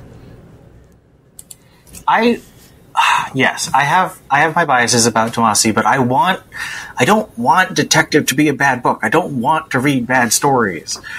And I just feel like we got a good story last time, and I feel like I was excited about it, and I'm more excited now seeing like this story is so bad. Like, there are good stories here. It's a fun Batman, but this was bad, and I don't see how this can go in a way that's good. Yeah. Wait and see for now for me, but I was very disappointed by this issue. So, Detective Comics, I'm going to give a total of 2.5. 3. I like Etrigan. I like Silas. I was more curious, and at least I was almost a little relieved that the whole thing might be a hallucination. So yeah, 3 for me. 2 out of 5 for me. And over on the site, Tony gave it 2.5, so it's going to give Detective Comics a total of 2.5 out of 5 Batarangs. That is all of our in-depth reviews. Let's jump over to the site for Greater Gotham.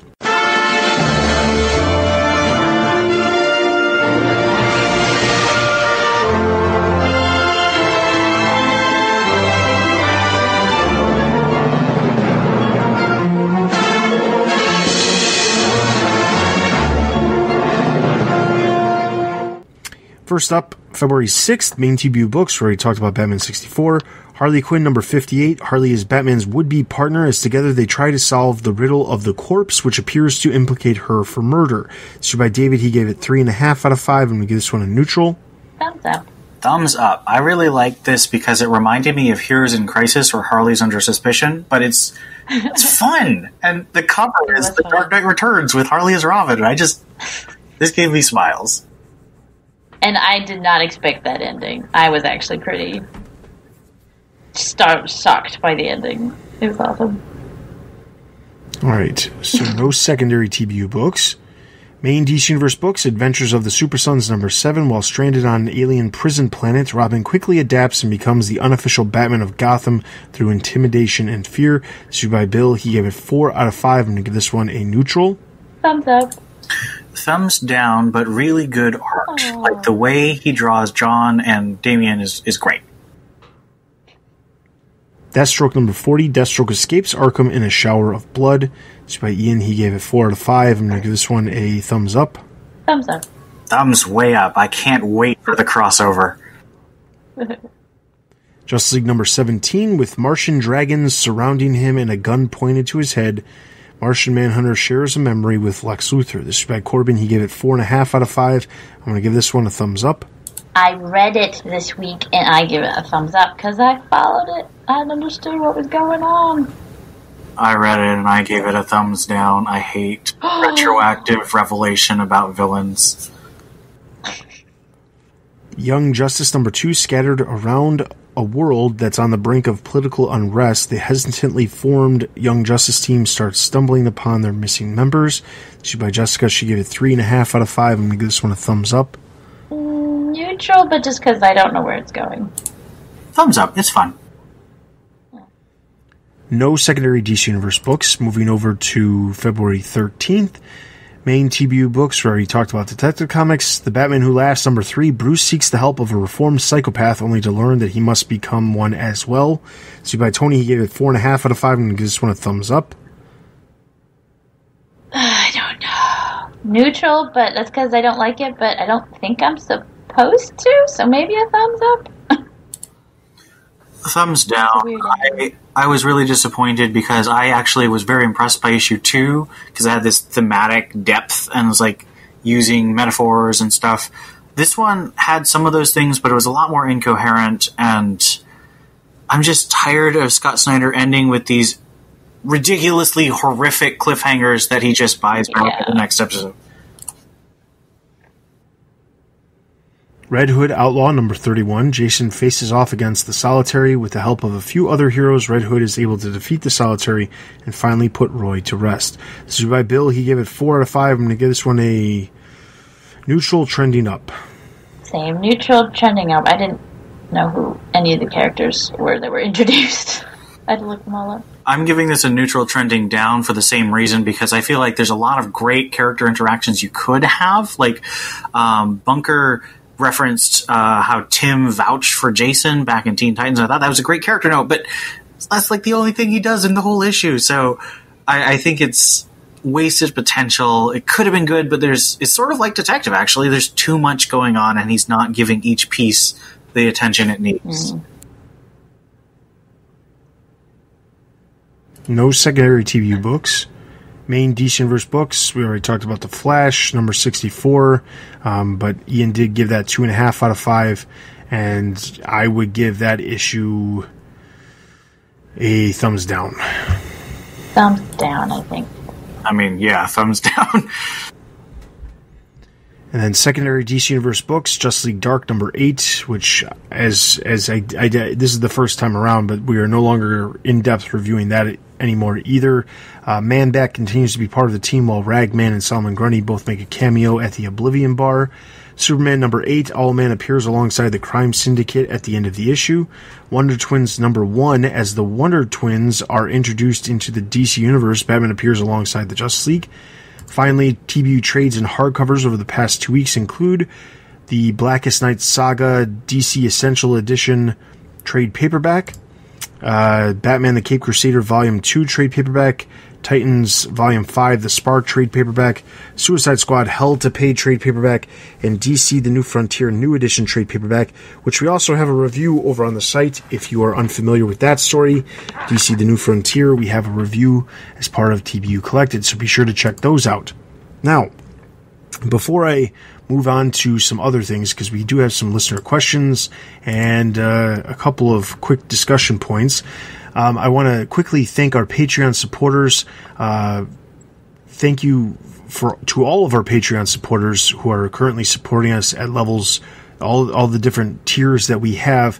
I want to take a special moment to say thank you to our supporters at the $10 or up levels, which include Robert, Donald, Stephanie, Brendan, Ian, Anthony, Arturo, Irwin, Captain America, Brian, Jay Dutton, Real No Deuces, as well as I mentioned, all of the other people that are supporting at the lower levels as well. Thank you greatly for your support. We greatly appreciate your support and helping TBU function from month to month. In addition to that, we are, if you are listening to this and you are a patron, you have probably noticed that we are behind on getting stuff out. I promise you, we will eventually get caught up. I've got stuff planned. I'm actually probably going to start recording some solo stuff, stuff that I personally want to rant about that nobody else wants to rant about, so I'm just going to rant to a microphone, and then you guys can listen. So there's that. But then we have other things that we're hopefully going to be putting together soon. We're working on a variety of other things.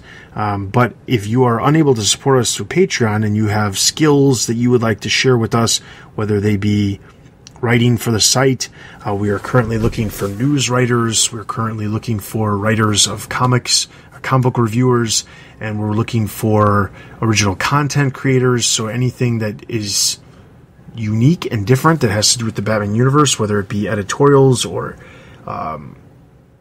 research type projects, like they're not necessarily editorials, but like a look at characters or ideas within the Batman universe. Those are all really good things that create great content for TBU to, share with fans and things like that. So if you have any of those skills, you're a video editor, a website designer, graphic designer, any of those skills whatsoever, please get in touch with us.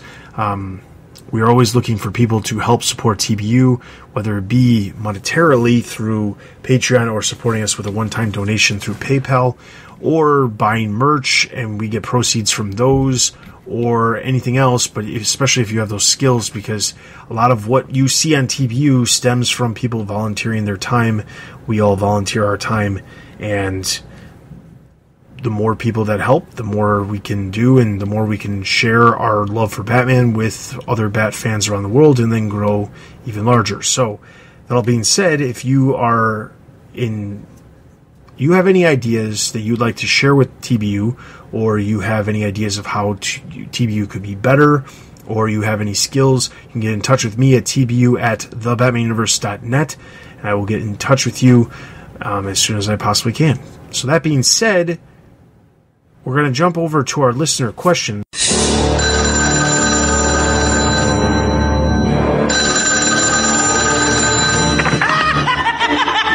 Boy, did you get a wrong number. Leave your message at the sound of the shriek. No, please, don't! So we have two questions this time around. One of them is part of one of my discussion points. So we're going to start off with the first comment from Paul via email. Paul says, as always, thanks for all the great reviews and the show. I'm a little confused by the sequence of issues released in trade for Batman and wondered if you could shed some light on the issue. The Cold Days trade, Volume 8, ends with issues 56, meaning that 2 issues of the KGB storyline are in it. The new trade, Volume 9, will run from issues 57 to 62, which includes the final issues of the KGB storyline, the Penguin issues, and 2 issues of Nightmares. Would it not have made more sense to have ended the Cold Days trade, Volume 8, with the Robin single issue 54, and then had the KJ Beast issues and Penguin issues together, thus creating a more cohesive Volume 9? Then the Nightmares issues could have been together for Volume 10. Just wondered if you could shed any light on the matter. I don't know if DC simply ships the trades regardless, but your thoughts and insights would be great. Keep up the great work with the show, and thanks. So, the easiest way to explain this is that I believe the main reason why there's 2 issues of Nightmares that are included, or that hypothetically would be included, is that they won't be. The Nightmares will probably all be together. If you listen to Ian's review of Batman, you'll know that this Batman Flash crossover is supposed to take place in the midst of, what did they say, after 58? Ian? 57, I think. Because 58 is the start of Tyrant Wing, and 57 is the end of Beast of Burden. Okay, yeah. Okay, so it's supposed to take place after 57. So my thought is that maybe, although I don't know why 57 is split up, but I would imagine that the Flash Batman crossover is going to be collected as a single story. It'll be shorter than normal, but that would come out and technically be volume 9. but maybe it includes 57 just for the sake of it being 5 issues instead of just 4. And then, see, that doesn't make any sense either. Maybe, and I can't see them including 57, 58, 59, 60. I think there might be a mistake here because I've looked at the Cold Days trade and it does include the entire Beasts of Burden arc. They don't leave off the last issue. So I think this might be like a solicitation error. Because that would make sense too, because it would be 51 through 57.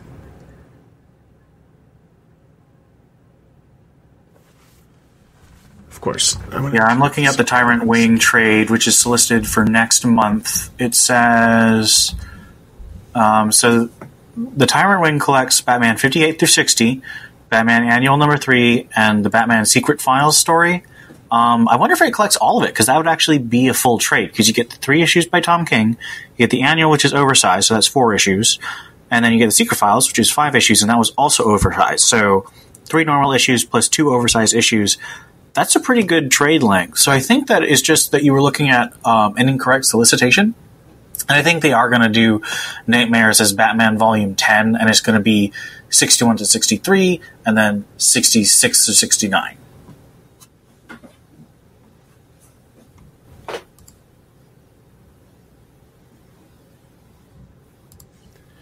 Okay, I guess, but then the question is, where do you fit in the Batman? Oh, that's going to be its own trade, like the button was.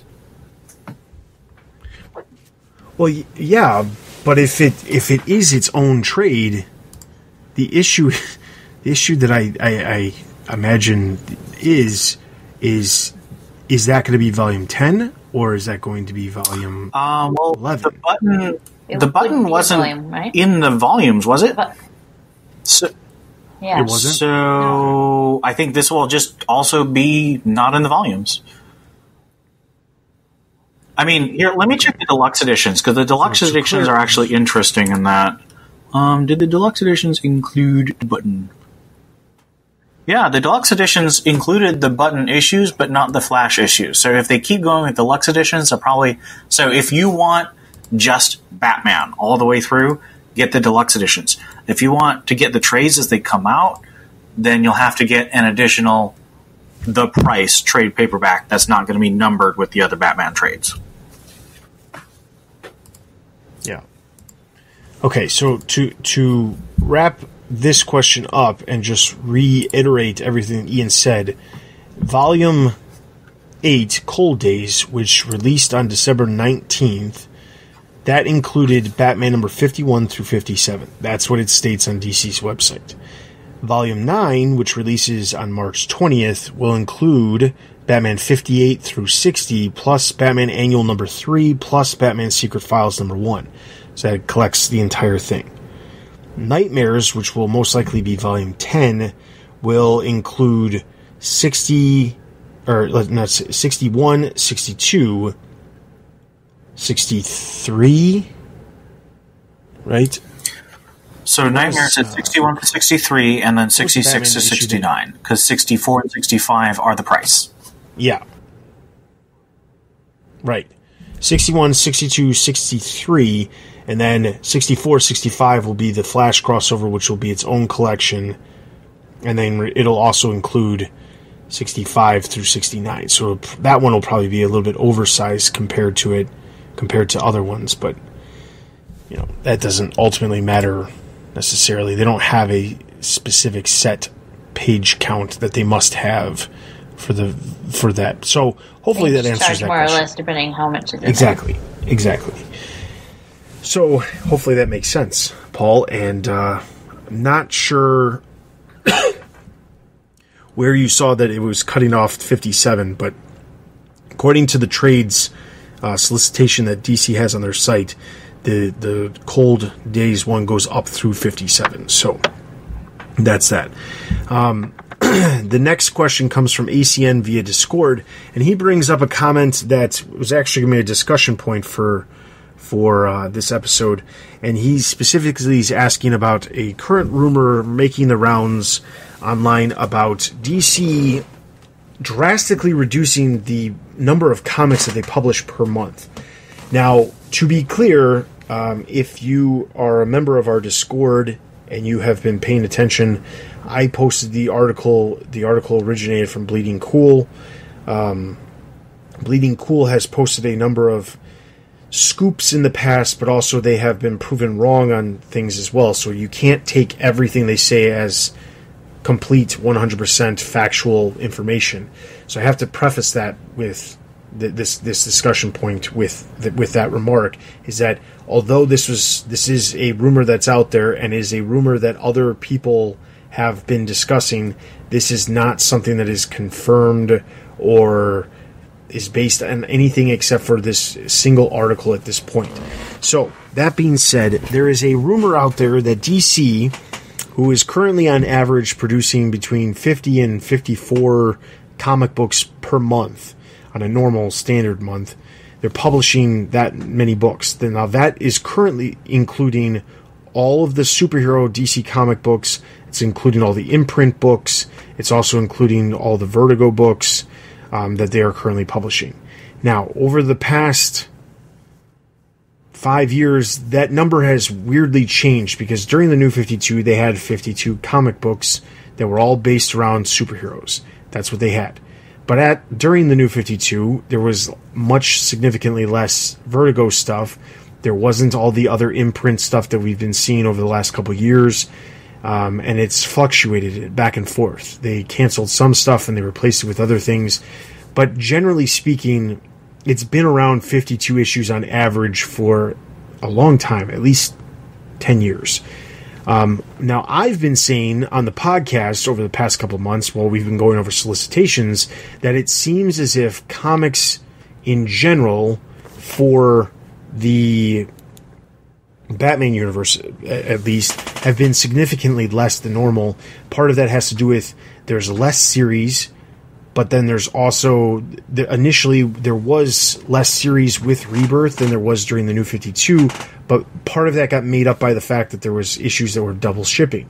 Now, outside of Batman and Detective, nothing's double shipping, and they're not replacing those books that they either stopped double shipping or the other series that they've canceled that were Batman books with other Batman universe type books, meaning they got rid of Birds of Prey, but there is no other book to replace Birds of Prey. Nightwing and Harley Quinn were double shipping. They're no longer double shipping. So there's a significant less books. Some of it was made up by the fact of there was more miniseries for a little while. Now there's very little. I mean, we've got actually in February, I think they're all wrapping up except for the Batman Who Laughs. And the only other one that we know of coming soon is we just got announced the Batman Teenage Mutant Ninja Turtles, which is coming in May. There's tons of other series that are out there that we don't have release dates for yet, but none of them are coming at this point. But at the same time, there's just less books. It's just that's how it is right now, is that there are significantly less books than before. That's already happening. And part of that is DC is still producing 52 books on average, but there are Vertigo books coming out every single month. There are imprint books like the Jinx World stuff, which is like 5 books, 3 or 5 books. I don't remember exactly how many, but it's, I think, up to 5 books per month is what that imprint's producing. There's other stuff that has come up that has been releasing as well. So the whole thing is, I want to make sure I point out the flaws in the original article, because there's a lot of people who are talking about it, but they're saying a specific number, but they're only focusing on a certain aspect of it. There's about 52 books right now, but only 40 of them are directly related to DC superhero comic books. Some of them are related to DC superheroes, but they are not part of main continuity. There's already less than people are thinking. I think people are thinking, oh, so the number that's out there is that DC is supposedly going to cut down their publishing number to 22 comic books per month. Now, the article goes into full detail to say that the 22 books would be superhero-specific books. They also say that you have no idea whether or not that would still include double shipping books, but the only books that are still double shipping, to my knowledge, are Batman and Detective. Action and Superman, I don't think, are double shipping anymore. Wonder Woman and Justice League are both double shipping. Oh, yeah, Wonder Woman Injustice, yeah, and Flash. Oh yeah, Flash, because it's got the same numbers as Batman. Yeah.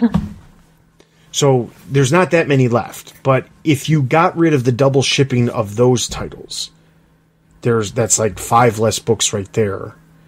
And the number of 22 that is quoted in the article specifically states that that number that is only superhero books. It's not including the Vertigo. It's not including the other imprint books. It's not including DC Zoom or DC Ink. It's just including the superhero books. Now, that's not to say that that number is not including the DC Black Label or the Wonder Comics imprint, or like now it's non-existent, but they had the Young Animal imprint.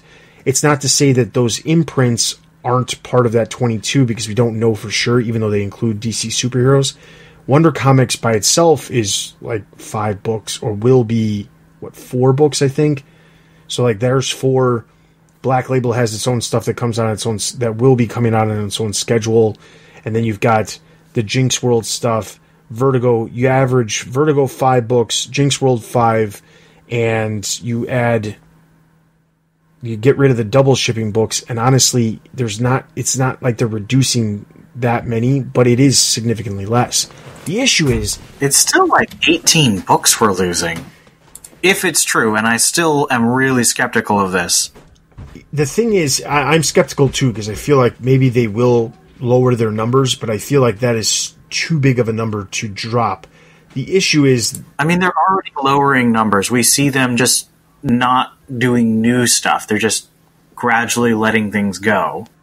Yeah, and some of the things that they are doing that are new are not necessarily considered new. For example, they've rolled out the Walmart Giants. They had 4 of them. Now there's 6 of them. And then there's also, not that this comes into play because it's not monthly, but there was a Target Giant that came out as well.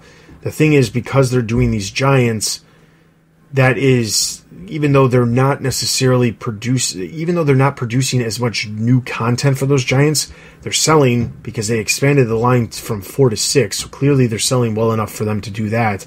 But the other part of it is that is still 6 books that they are producing that in some ways potentially could be taking the spot of another book, because they're selling for more money than a normal comic book, even though it's less original new content. So there's that to take in consideration too, which I'm not saying the idea of what they're doing at Walmart or with the Target Giant, I'm not saying these Giants are the wave of the future and the new wave. Part of the speculation out there is, well, they're seeing how the market with Walmart and potentially with Target is doing, and they're saying, well, we can make this work better, and they're going to cut out the main distribution with Diamond and the local comic shops, and that's why they're going to lower the numbers. Well, if that was true, could you really say that's a bad thing? Because if they're selling a comic book for it's $4.99, right? $4.99, $4.98, depends on the store. Yeah, so let's just say $5. If you're selling a comic for $5, but only 12 of the pages in the book are actually new content, and the rest is just reprinted from previous, sure, you're having to pay royalties on, maybe you have to pay royalties on some of that other stuff that's in the book, but they're producing a comic and selling it for more money, and I'm sure Walmart gets a good cut of that $5 too, because otherwise what's the incentive for them to sell it? But because it's just like a comic shop gets, they get a cut of whatever the cover price is too. But if Walmart is selling a book for $5, and even if DC is giving Walmart a third of the price of the book, if they're giving a comic shop a third of a $3.99 book, but they're having to produce almost twice as much content for that book, clearly the Walmart deal is making them more money, and maybe that is why they're leaning in that direction. I'm not saying that's going to happen. I honestly believe that they should be putting a much larger focus on the digital market, because that's my opinion, which we've talked about that before, so I don't want to get too much into that. But the idea of 22 books, I mean, what do you guys think of DC potentially only publishing that many if it ends up being true? Well, it sounds like they're experimenting with their business models, which is smart, because, the industry is changing, the world is changing, how we read is changing. And it sounds like they experimented with digital first, and it looks like, without them telling us anything other than no more digitals, that market probably wasn't what they wanted. And now they're tapping into not grocery stores, but mass stores like Target and Walmart, and maybe they're just focusing their efforts on those things. And like you say, they're backing up on their comic book stores, which is a little sad, especially when, like you were saying, some of it's just reprint. It seems like they don't have to pull back as much on the comic book store stuff, but yeah, it definitely looks like they're trying to evolve their business model, which you really have to do, because there's only so much you can blame millennials for destroying industries of before before you have to blame yourself. Yeah, I think there's a real problem.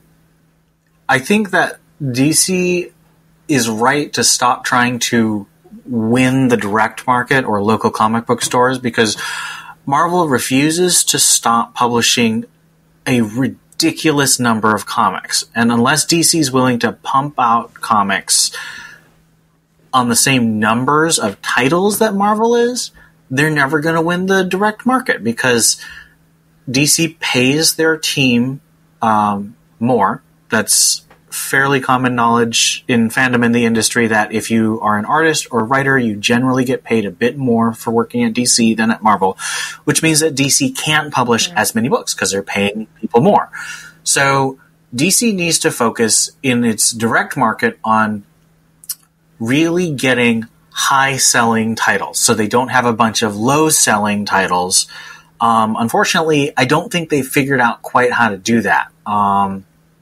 They still have a bunch of titles that are selling close, between 10 and 20,000, which is really low.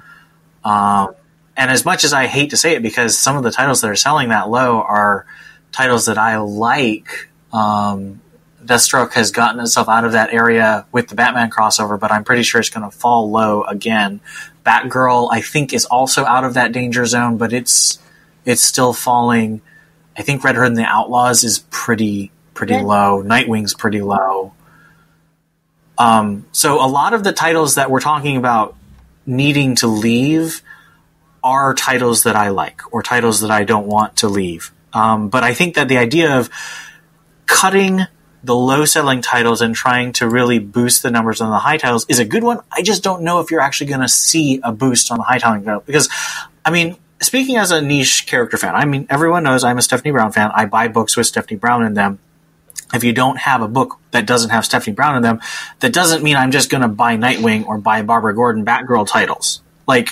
It's not transferable. Fans of smaller characters aren't just going to buy bigger selling characters because you're not selling the smaller characters. I think DC would actually do better if they published more anthology type things or backup things that included these smaller characters. For example, if Detective Comics had Stephanie, Cass, and Tim as a backup feature for just 4 to 8 pages every issue, I'd be buying Detective right now. But they don't. It's just, the main Batman title. So I think if they could figure out a way to do that, that would be a way to shore up the higher selling titles, to get some of the people who buy low selling titles to buy the big titles. So combination titles, I think, are the way to go. I think the idea of just slashing the line is not going to work, because they're not increasing sales of the big titles while they're getting rid of the sales of the low titles. That's just not going to help them long term. I agree. Getting rid of the number of comics they're producing is not going to help them unless they're just trying to worry about the bottom line. If that's literally the only thing that they're trying to worry about, is just trying to get to a point where they're making, they're selling more profitable, dropping the number of books doesn't seem very likely. The other issue is that there are a number of writers and artists who are currently signed to exclusives with DC, and they are part of their contracts is that they're required to put out a certain number of books. And if you have a significantly less number of books that you can produce or that you're publishing, you can't honor those contracts then, and then that work that you promised people that you signed, suddenly you can't do, or you're getting a massive amount of stuff from very specific creators who are exclusive, while the other creators don't have a chance to really do anything. And then it also limits... Cough, Bendis, cough. I mean, like, Bendis is producing an enormous amount of content right now, and he is one of the more recent exclusive people that have signed with DC, so you could expect that if this does happen, we're still going to see all this Bendis stuff, but we are not going to be seeing anything, any of the other stuff. So, the thing is, I feel like, and I was talking about this with my wife. You in today's world, in today's market, we're constantly hearing about how comic book stores are closing. There's no real business for comic books. You can't open a comic book store because it's very difficult to maintain it because of how the entire system is built. And you know what? I've heard it for years. I've been a part of the fandom in depth to know that kind of stuff for over 10 years now. I've been running this site for 11 years now, and the thing is, like, you hear this stuff, and even though I'm not directly related to, dealing with owning a comic book shop or you talking to retailers, you hear stuff throughout the industry just because the chatter is always there. And the thing is, the industry is not in a good place. It's just not. And DC, if they want to play around and try to figure out ways of making money elsewhere or figuring out a longevity plan for their company, then I'm not going to fault them for doing it, because their goal as a company is to make sure that they can make money doing what they're doing. Just like any other big company out there. You look at any other retail situation where you have a company producing content or producing a product and getting it to somebody to sell to the consumer, and the comic book industry is so ridiculously backwards. Because if I was a corporation, let's say just like Kraft, and I was making cheese, and I needed my cheese to get to a customer, I, as Kraft, am not going to sell my cheese directly to the customer. I have to go through stores. So I go to grocery stores. I go to, big box stores like retailers like Walmart or Target. I have to go places where my product can be sold, and I have to sell my product, or I have to get those retailers and those businesses to carry my product. That's what my concern is. DC is looking, or the comic book industry for the longest time has concerned itself with, we need to concentrate on these smaller comic shops that, as has been shown over the last decade, have not been doing very well, have been going out of business, and them going out of business directly relates to the number of books that they can sell because they are stuck into selling the books at these stores. I'm not trying to say that the comic book shops should all close shop, but they also need to adapt too. This industry is a industry that will, in 25 years, not necessarily be existent if the industry doesn't adapt. Okay. And if it doesn't adapt, there won't be comic book shops. We've heard for years how Walmart and Target and Best Buy and all the big box retailers out there have been putting mom and pop shops out of business for years. We've heard that for years. It's probably the one thing that anybody and everybody will talk about since like 2000 onward. But guess what? Those big box retailers are now in jeopardy themselves because they're competing with online situations like Amazon and retailers who are doing the online pickup. And if you watch the Super Bowl, which none of us did because we were all recording the Comic Cast last episode, but if you watched the Super Bowl, you saw there was a Walmart ad during the Super Bowl advertising that you can order your groceries online and then pick them up in store. Well, there's a reason why you can do that, and it's because they're trying to make sure that they have something directly to compete with other online businesses. You need groceries. Groceries is one of the few things that you need to actually go physically get. You can, some of them have delivery service, but it can be super expensive. So these retailers are trying to figure out ways of getting you to keep using their stores so that they don't go out of business. It's just like in the early 2000s, how companies who made the jump to start selling stuff online and started putting a lot more focus into their websites, they ultimately succeeded, while other companies like Sears, who didn't do a lot with their website, focused on their catalog for way too long, ended up being a company that ended up going out of business because they didn't adapt. Toys R Us, to a degree, was like that too. Their website for years was super, super unaccessible. The shipping was extremely high to ship products, anything you wanted to order. And then they finally got around to updating it and making sure their items were available, but it was too late. People had already gone to Amazon and started buying their stuff through Amazon because they could. And at that point, Amazon was getting the volume so they could give better discounts than Toys R Us can. This is the way the retail situation is working. DC has to figure out some way of selling these comic books. They have to figure out a way of getting a new audience or continuing the audience that they have. They cannot rely solely on the comic shops, but that's how the entire industry is propped up on. It's propped up on comic book shops that are very reliant on the publishers and what they publish, but if the stuff that they publish isn't super high selling, then guess what? The comic book shops are suffering, and then they end up going out of business. So if they go out of business, that area that comic book shop provides comics to, those people might not be buying comics anymore because they're not super accessible anymore. Can you buy them online? Yes. Can you get them digitally? Yes. But that doesn't mean you will. You might just mean you stop getting it.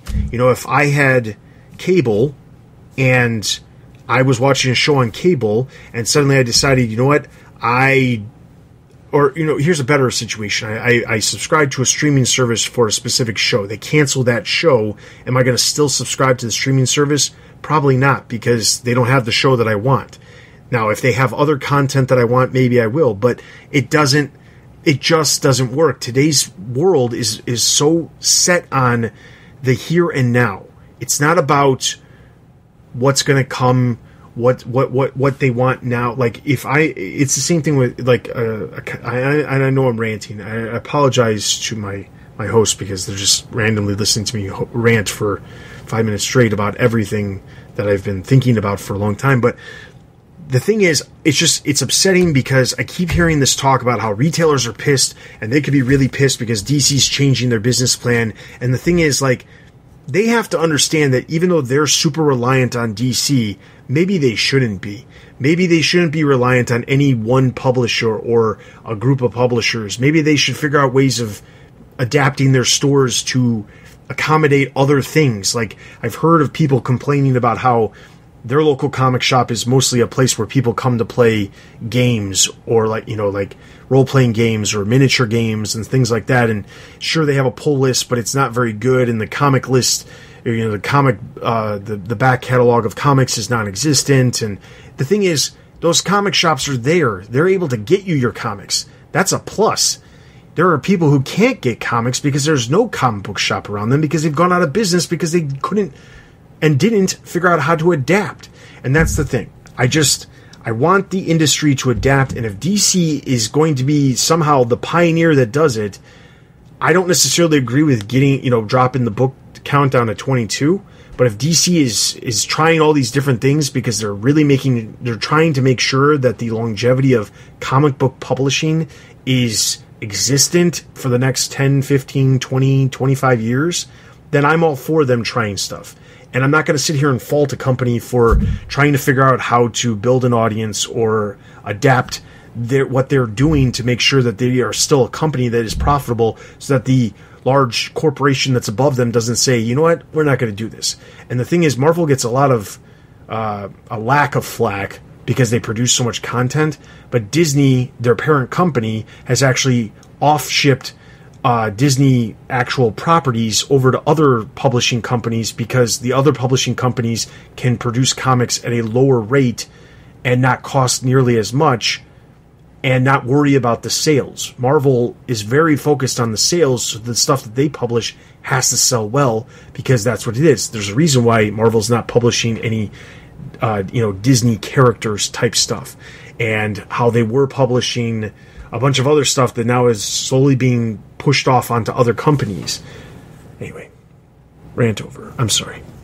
Well, no, I think you're absolutely right, and your rant had a lot of good points. In fact, when I was saying, companies need to change their business models, otherwise they're going to go under, I was thinking about Sears. I was thinking about Toys R Us. Like, those are two companies that, didn't keep up, and I think this is DC trying something, and they may fail. And like I said, it sounds like the digital didn't really work out, but they're trying something, and that's important. Like, you have to keep yourself afloat in this wildly changing world of ours. And so, yeah. I don't really have much more to add. I think what you said is absolutely right. I'm worried about the future because I don't think you can sustain the kind of Batman fandom or DC fandom that you have with Walmart distribution, just because it's not predictable and you can't.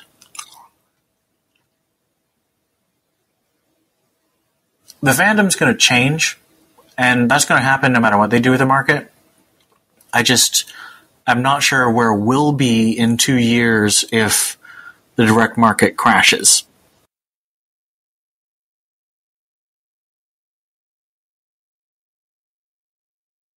Well, anyway, listeners, I apologize for ranting as much as I did. As I said, these are things I keep thinking about that I unfortunately don't have very many people to talk about them with. So, if you are supporting us on Patreon, expect some of these things to be talked about in the very near future because, like I said, we're going to get some solo rants going here and it could get crazy. So, if you're interested, support on Patreon right now. Anyway, that being said, that's going to wrap up this episode of the Batman Universe Comic Podcast. I want to remind you to head over to the website for all the latest news related to movies, TV, merchandise, video games, and of course the comics. Also, be sure to check out all the other podcasts we have to offer. As you're listening to this, there are new episodes of Bat Books for Beginners, which is their last episode featured Batman and Robin, Batman Reborn. There's also new episodes of Bat Fans, Battle to Oracle, and also while you're listening to this, we have a brand new podcast that is making its debut just the day before you're listening to this. This show is called Batman Books: The Dark Knight in Prose. It's focusing on books, specifically not comic books, but actual prose books that deal with Batman and the Batman Universe characters. That podcast is available on the site and available everywhere else that all of our other podcasts are offered. There's 5 episodes immediately because that podcast we recruited from outside, and they are just hitting the ground running with 5 immediate episodes right away. So, that being said, check out that podcast. Also, be sure to check out everything else we have to offer. There's comic reviews every single week, Monday, Thursday, and Friday. There's new editorials and articles and original content all over the site all the time. And Toy Fair is underway as we're recording this, so there will be all kinds of merchandise news for the foreseeable future as well. So, with that being said, be sure to check out all that stuff. Follow us on Facebook, Twitter, and YouTube for all these news and videos from the Batman Universe. Also, be sure to leave comments on this episode if you'd like to hear your comments or questions talked about in the last episode. If you can leave your comments over on the site, on Discord, email, Twitter, just make sure you tag us so that we can find the question. I will make sure that we get those questions talked about on the next episode. That being said, that is everything for this episode. This is Dustin. This is Steph. And this is Ian. And you've been listening to the Batman Universe Comic Podcast. We'll see you guys in 2 weeks.